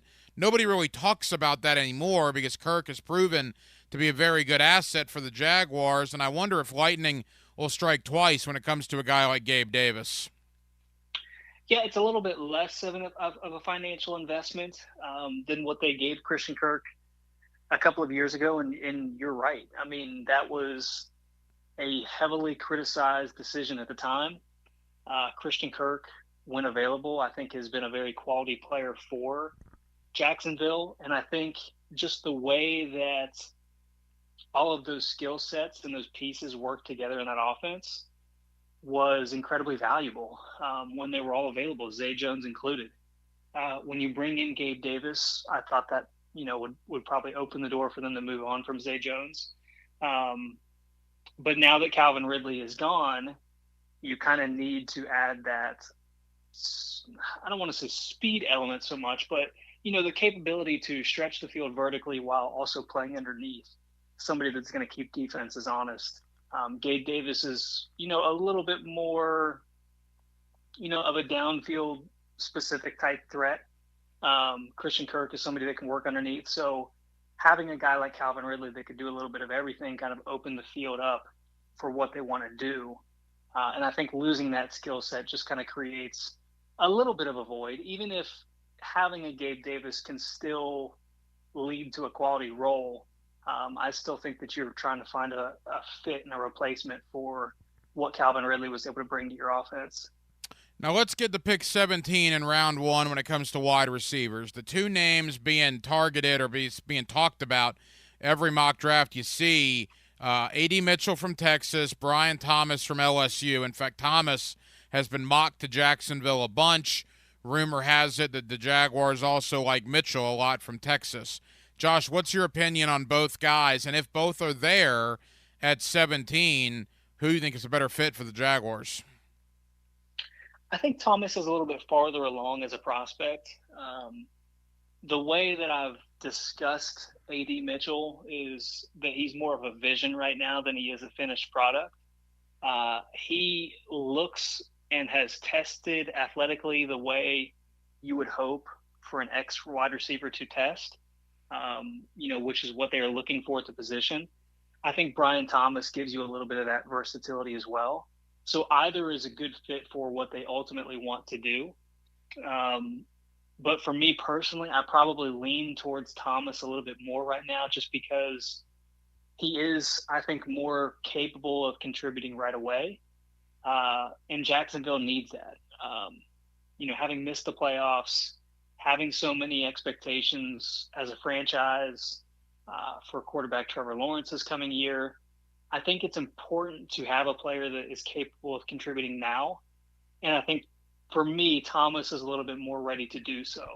Coming out of that LSU offense, playing alongside Malik Neighbors, he hasn't always been the go-to outlet in that offense. But walking into that situation in Jacksonville, he would be. And I think he has all of the traits and the qualities that you would want at that position in that role. So for me, Thomas would be the better route to go at this point. Although I think A.D. Mitchell may have a little bit of a higher ceiling, if that makes sense. Couple of more for Josh Edwards of CBSSports.com. No, I agree. That does make total sense. You want somebody obviously that can contribute now or somebody that you think might be better off, 3, 4, 5 years down the road. I think Jacksonville would lean towards the forward because, like you said, all those contract extensions are coming, including Trevor Lawrence among them. Josh, I've been told by many people that cover the draft like you that wide receiver and DB is very deep. So my very unscientific opinion on this, if wide receiver is a tad deeper than DB, and if the Jaguars have need at both spots, would it make sense to go DB in round one because maybe you can still find a very good wide receiver at pick 48 in round two? What's your thought there? Yeah, that is a consideration. The other side of that is the cornerback position is probably the most volatile position year to year. You may have a really good year in 2023. You may be down in 2024. And that's why it's so difficult of a position to fill. I think in this draft class particularly, the type of skill set that Jacksonville is looking for at those two particular positions, wide receiver and cornerback, I think they're probably more inclined to find, the X wide receiver that they're looking for in the first round, and still get a quality player at cornerback. Because again, I don't know if the guy you take at cornerback in the first round is going to be good this year, next year, 3 years down the road, because again, it's such a volatile position. So if you're able to add a couple of guys throughout the draft class, maybe on day 2, maybe early day 3, guys that can build depth in that room and possibly step into a starting role, I think that's kind of the strategy that we've seen a lot of teams deploy over the past couple of years. L'Jarius Sneed was not a first-round pick. Tariq Woolen was not a first-round pick. You're able to get quality contributors at the cornerback position farther into the draft, and I think you would be able to find a difference-making X receiver the way that, maybe Brian Thomas Jr. would be able to. So that's the direction that I would probably go in, because I think you're more likely to get a player that you understand what he brings to the table year over year, as opposed to the cornerback position, which could be very up and down. You can check out Josh Edwards and his terrific work covering the draft over there at CBSSports.com. Josh, I know you're very busy, as always, man. Thank you for the time. Let's do it again after the draft, and we'll see where the dust has settled when it comes to the Jacksonville Jaguars. Thank you, my friend. Of course, anytime. Now, another classic moment in Jags history. Palmer the throw, and he's sacked back at the 11-yard line. And it's the massive tackle, Marcus Stroud. Jaguars pride forever. 1010XL. The 2024 draft is almost here. The Jaguars are now on the clock. Join us at Everbank Stadium Thursday, April 25th for the official Duval Draft Party presented by Donovan Air Electric and Plumbing. Be there as the Jaguars make the 17th overall pick, and don't miss the unveiling of the official 30th season logo that you voted on. We're getting the party started at 7 p.m. Tickets are free, so register today at jaguars.com/draft party. We can't wait to see you there. The Jacksonville Jaguars select Bueller Air Conditioning presents Are You Cool? Today's challenger, a corporate management manager from Jacksonville, Florida. Meet Les Blankston. Hi, Bob. That is a remarkably beige suit there, Les. Tell us, why are you on the show? Well, I just replaced my old air conditioner with a new one from Bueller, and I'm just so comfortable these days. I wondered, am I cool now? Let's find out, Les. Go ahead and spin the wheel.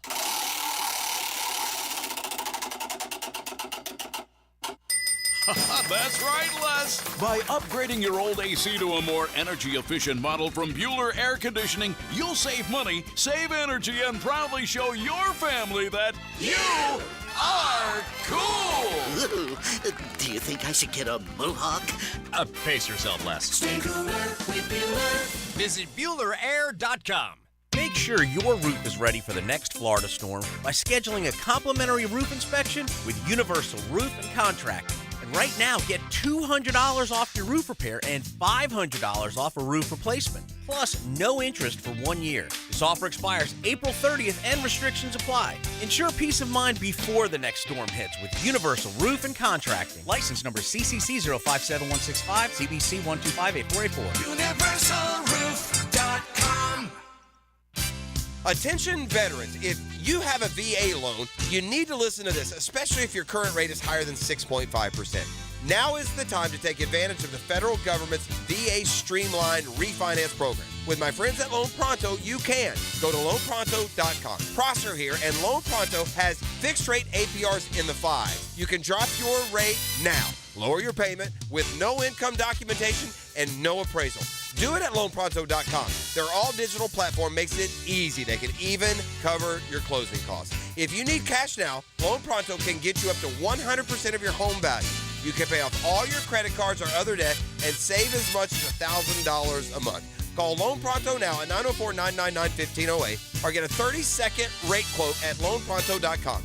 Ask about streamlined VA loans, no income doc, and no appraisal. Loan Pronto, 999-1508 or loanpronto.com. Equal housing lender, NMLS 1661781, subject to lender approval. When you want to be heard, send your opinion to the 1010XL text line, designed by Lifetime Enclosures. Thank you for believing in me when the bosses didn't give me a chance. 641-1010. No texting and driving. Get your thoughts heard on 1010XL. Have you tried golfing at the improved Cimarron Golf Club? If you haven't, tell you what, you're missing out on the best deal in Jacksonville. Now, many of you have received a postcard in the mail, and of course, if you bring that with you, $45 plus tax to play. That includes a cart, lunch, and a beer at the brand new Stone Barrel Tap House. Now, go to the website, that is CimarronGolfClub.com, and sign up for the Wild One Loyalty Program. That's the Wild One Loyalty Program, and get all of these specials emailed to you from Cimarron. I'm Taylor Rose with our Remedy Staffing Westside office off of Normandy Boulevard. We are helping great people find great jobs. Remedy has helped some of the best employers in Jacksonville find talented job seekers like you for over 25 years. Our current job openings range from entry-level distribution center pickers to equipment operators. Apply today at remedygoodjobs.com. Don't wait. Apply at remedygoodjobs.com now. Life isn't the same without live music. Players Grill Mandarin has Samuel Sanders performing covers and original music this Saturday at 8 p.m. Jam out with this local singer-songwriter while enjoying tasty food everyone can enjoy. Players Grill Mandarin, where the neighborhood Catch meets. Gators baseball all season long on 1010XL. Brought to you by Farah and Farah, the official personal injury law firm of the Jaguars. And Renewal by Anderson, the official window and door replacement partner of the Jacksonville Jaguars. 1010XL is presented by Farah and Farah, exclusive injury law firm of the Jacksonville Jaguars. Protecting you and your family. Call 396-5555. Jacksonville.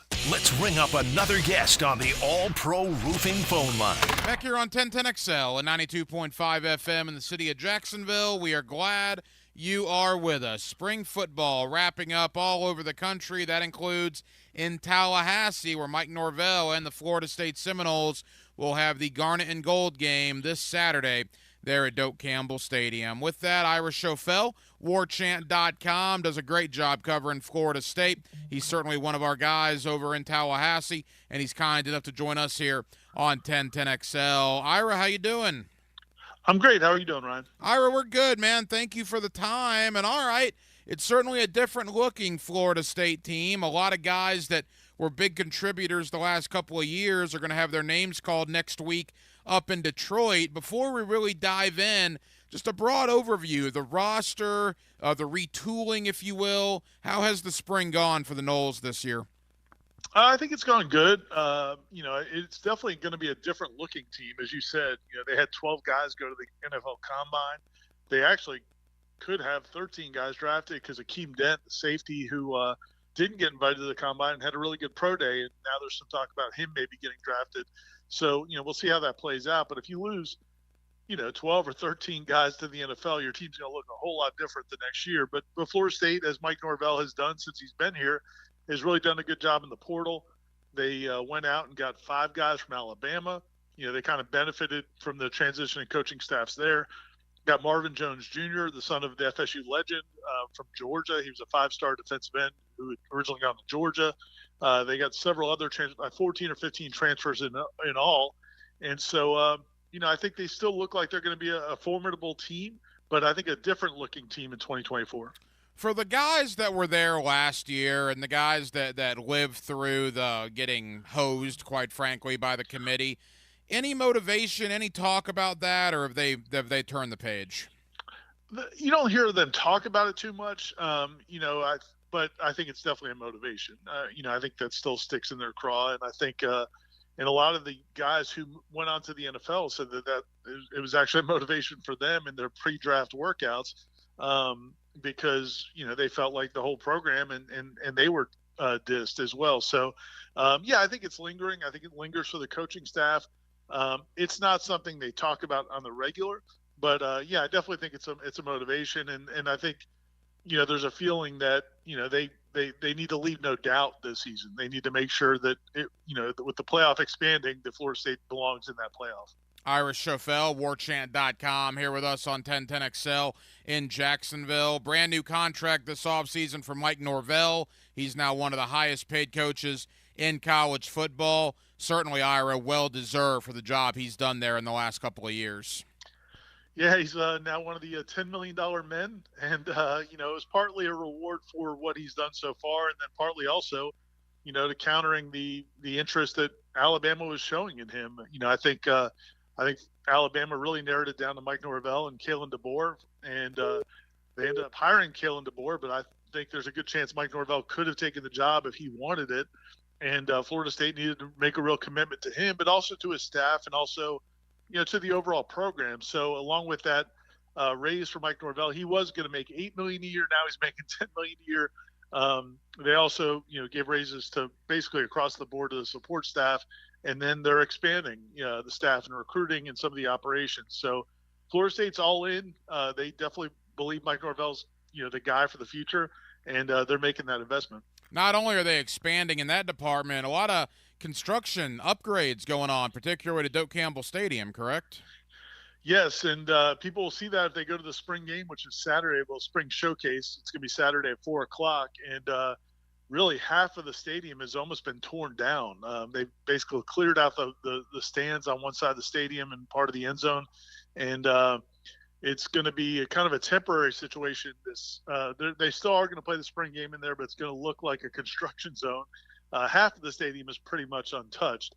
And then in the fall, they'll have temporary bleachers on that side. But I think the capacity, as opposed to 80,000, 78,000 or 80,000, what it's been the last several years, it's going to be in the 50s. I'm hearing around 55,000 capacity this fall. So it's going to be an 18-month process. We won't see the completed renovation until the fall of 2025, but it's they're investing a lot of money into that's I believe around a $250 million project, putting in a bunch of new club seats and things like that, and then they're also building a brand new football facility next door at the practice fields, and that's over $100 million project that also will be completed by the summer of 2025. Wow, exciting times for Florida State, no question about it. Ira Schofel, warchant.com. All right, Ira, let's dive into the roster. Jordan Travis out, DJU in. How has the new quarterback looked this spring? He's looked good. I think there were a lot of questions about DJ because, his career at Clemson was not what it was supposed to be. He was the number one quarterback coming out of the country, coming out of high school. When he went there, and I think people assumed he would be just as good as Trevor Lawrence and Deshaun Watson, and that didn't really happen. But I think part of it was, he didn't have great skill players when he got there. A lot of those guys had moved on, and I don't think Clemson had recruited quite as well as they were in the past. And then there were also some changes on the coaching staff, some continuity things. So I think, you can look at DJ's time at Clemson and wonder how much of that was his fault and how much of that were their contributing factors. He went to Oregon State last year, and I think that was really good for him. It gave him a chance to reset with no big expectations, not a lot of pressure, and had a really nice season. I think he probably played his best season of college football out there. And so now he really wanted to go to Florida State. He kind of sought out Florida State as much as Florida State sought out him. I think he really likes what Mike Norvell does on offense. He sees the culture that Florida State's kind of got going and the positive direction the program's going in, and he knew the need was there with Jordan Travis leaving. So it seemed like a really good fit, and he's been good this spring. It's different than Jordan Travis. I think Jordan Travis was probably a little bit better in terms of, obviously, a much better runner in the open field. And I think Jordan had a much better feel for this offense because he had been in it for 4 years. He had been in that offense the whole time Mike Norvell's been here. So DJ has had to learn it, but DJ brings some things that Jordan Travis didn't bring in terms of the big arm. He can make every NFL throw. And I think, some of the additions they brought on the roster in terms of speed at the skill positions could give them some chances to really stretch the field. So I think it's going to look different, but it still could be a really explosive offense. I agree. It was DJ seeking out Florida State, I think is a great way to put it. And with that, I guess the question is, he's seeking out to go to Clemson's, if not their biggest rival, one of their biggest rivals. Any motivation from DJ to get back at Clemson, I guess, if you will? I think he's downplaying it a little bit mostly because he had a good experience there personally. I think that the nice thing about it for him is I think he really liked Dabo. I think he liked a lot of the people there. I think they liked him personally. And but at the same time, as a competitor, I think he wants to prove he's that guy, that he was the guy that signed there, and that he, probably wasn't evaluated fairly. So, I think he's definitely motivated, and I think he is going to clearly want to beat Clemson, and I think it's going to lead to some interesting moments. I'm thinking about just even in the preseason when you go to ACC media days. I mean, he's going to be there, and I'm sure the Clemson media are going to want to ask him a lot of questions. But it sounds like he didn't leave on bad terms, so that's a positive thing. But yeah, as a competitor, there's no question. I think this is a great chance for him to show, hey, it wasn't all my fault. I can be a really good quarterback. Couple of more for Ira Schofel, warchant.com, the spring showcase over in Tallahassee for the Seminoles Saturday at 4 o'clock. You talk about the skill position guys around DJ. Trey Benson gone, Johnny Wilson gone, Keon Coleman gone, Jaheim Bell gone. Now, we know Norvell has done well in the portal. We know that he's done well in recruiting. Who are some of the new faces, the new names that Florida State fans need to know at the skill positions? Yeah, there's definitely some new names, and there's some returning names that were guys that were kind of maybe second team that rotated in and now will be stepping into bigger roles. But yeah, as far as the new names go, at the top of the list, probably at wide receivers, Malik Benson, who was the number one junior college player in the country coming out of junior college just over a year ago. He went to Alabama. He was basically their number 3 receiver, didn't have a big year, but he's really got all the physical tools. He's a 6'1", can really run, one of the fastest guys on the team, seems to have sure hands, is a really kind of polished receiver. I think he's got a chance. He could be their number 1 receiver, but he's not. Again, it's a little bit different than a Keon Coleman who's 6'4" and can jump out of the building. Malik Benson's more like a normal college receiver. So it's been a little bit of an adjustment from that standpoint. At running back, they've got, obviously Lawrence Toafili comes back, but then they bring in Roydell Williams, who also was in Alabama, who's a nice running back. They brought in a kid that really didn't get a lot of hype in the transfer process, but it's been really maybe the star of the spring, named Jalen Lucas, who is a speedy, smaller back out of Indy. He was at Indiana the last couple of years. He's actually the half brother of an FSU receiver, Ja'Kai Douglas, and he's come in and just been a big home run threat as a receiver out of the backfield and also as a running back. So he's a guy. And then returning a receiver, you also have Hakeem Williams, Destin Hill, who's been banged up this spring. We'll see how he is in the fall. But Hakeem Williams, Kentron Portier, you've got several receivers that, have been kind of waiting in the wings and are having their chance now to step up into that role. And it's been mixed results. I mean, we've seen them make some really nice plays. We've also seen them have some issues with drops and things like that. So I think the receiver position is one where, as the transfer portal opens up now, I wouldn't be surprised if a really good receiver popped into the portal that they had a chance with, if FSU maybe made a run at one. Yeah, Mike Norvell is the king of the transfer portal. There's no question about that. Defensively, Braden Fisk and Jared Verse, among guys in the secondary, are also gone. Who are some of the youngsters that could step up there? Yeah, I think the defensive line is going to be probably a strength of this team again, even though you lost Braden Fisk and Fabian Levitt and Jared Verse. In the middle of the defensive line, Josh Farmer and Darrell Jackson are probably the starters at defensive tackle. Farmer's been a starter for most of the last couple of years, and Darrell Jackson was the guy who transferred from Miami and had to sit out the year, but honestly is as impressive physically as any defensive tackle FSU's had in a long, long time. So they should be set there. At defensive end, you bring back Patrick Payton, who's been a starter now for over a year, was the ACC Rookie of the Year a couple of years ago as a big-time pass rusher, and then you added in Marvin Jones Jr., who I mentioned before from Georgia, and then also an all Pac-12 guy from Oregon State, Sione Lolohea, who's come in as well at defensive end. And then in the secondary, you did lose a few guys, but you also have a bunch of guys returning. Shaheem Brown back at safety, Pentrell Cypress, who started at corner. The other corner is going to be Azarie Thomas, who was basically the third corner last year and has had a great spring. They also brought in another transfer from Alabama, Earl Little, who was a big-time recruit coming out of high school, probably playing nickel corner. So they're going to be really good up front, really good in the back end. The biggest questions, I think, are going to be a linebacker where you lost 2 starters, Tatum Bethune and Kalen DeLoach.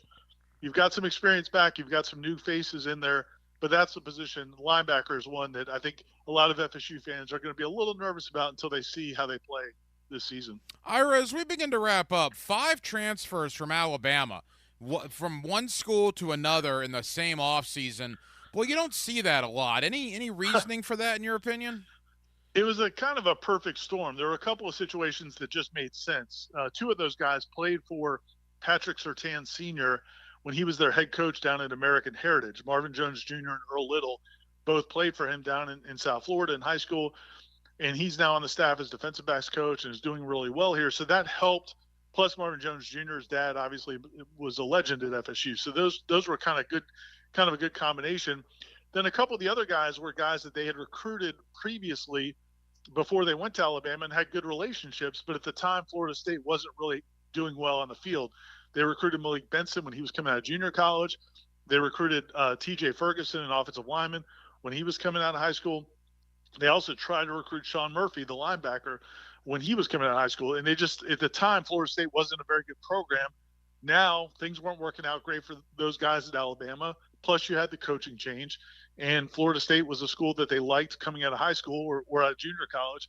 So it just worked out. Plus the fact that Earl and Marvin Jones were already coming, it was just kind of a perfect storm, but it is definitely unusual. Yeah, a lot of Alabama guys going to be at Florida State, and they're going to contribute certainly in 2024. Ira, final question, and we'll obviously have you on before the season starts to get predictions and conference and all that. But where do we stand right now? And I hate to talk about the legal system, but that's kind of where we are with Florida State and the Atlantic Coast Conference. What's the thought there? It's definitely in the mired in the legal system is the best way to put it. You have two different lawsuits going on at the same time. Well, three really, if you include Clemson.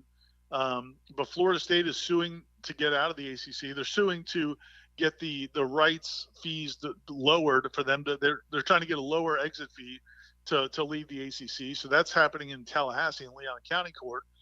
Meanwhile, in North Carolina, the ACC is suing Florida State for breach of contract and some other complaints that they have against Florida State. Clemson is suing the ACC in South Carolina court, and then the ACC is suing back Clemson in North Carolina court. So you've got several cases going on in three states, and really we're winding through that process. There's been hearings in North Carolina. There's been hearings in Tallahassee. There will be hearings soon up in South Carolina, and nobody really knows exactly. I mean, the judges are involved now, so nobody knows exactly how it's all going to play out. I think most people I assume that at some point they'll have to meet at the negotiating table and maybe come up with some settlements where, okay, you schools can leave, and this is what it's going to cost. That's what happened when Maryland left the ACC. They ended up negotiating it down. So we'll see how it plays out. But for right now, it's the legal system, and it's a lengthy process, and we're just kind of going through the courts right now. I mean, Ira, that's insane, right? Florida State is literally suing the ACC.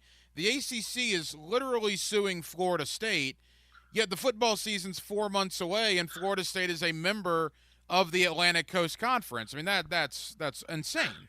It's going to be wild. I mean, think about next month over in your neck of the woods in Amelia Island.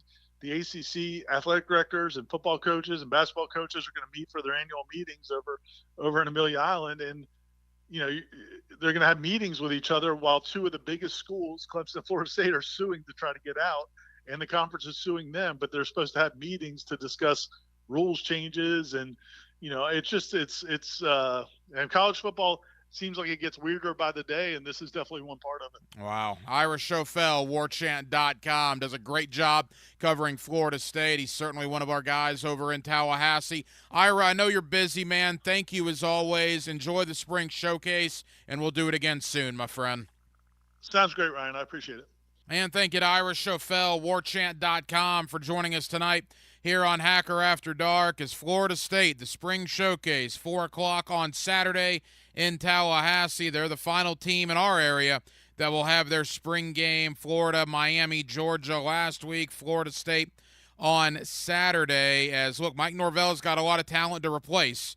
There is absolutely no question about that. When you have 12 guys that were invited to the NFL Scouting Combine, you realize how much talent is leaving Florida State. But they've done a good job in the portal again. They've done very good in the recruiting trail in high schools again. So we'll see if they can maybe not emulate what they did last year. It'll be hard to redo a 13-0 regular season. But if they do that again, there's not a chance they're going to miss the playoff now that it's been expanded to 12 teams. Well, that'll just about do it. It has been a crazy busy Wednesday night edition here of Hacker After Dark. We certainly appreciate you guys for hanging out with us here on 1010XL and on 92.5 FM.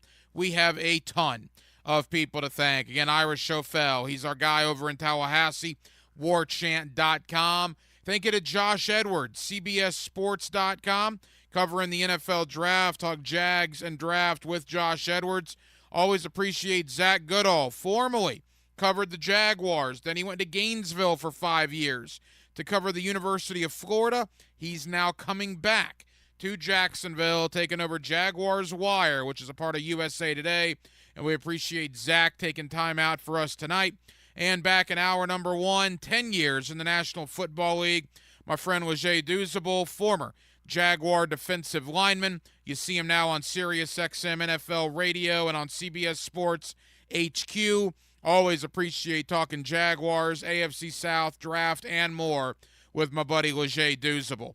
We'll be back tomorrow night on a Thursday, and we will do it all over again beginning at 8 o'clock. Dylan Denmark was your producer tonight. Dylan, great job as always. I'm the hacker Ryan Green.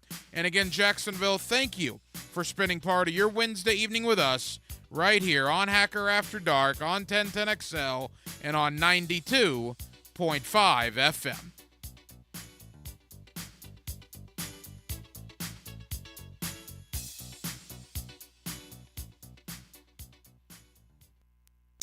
I'm Matthew Driscoll, head coach of the UNF Ospreys.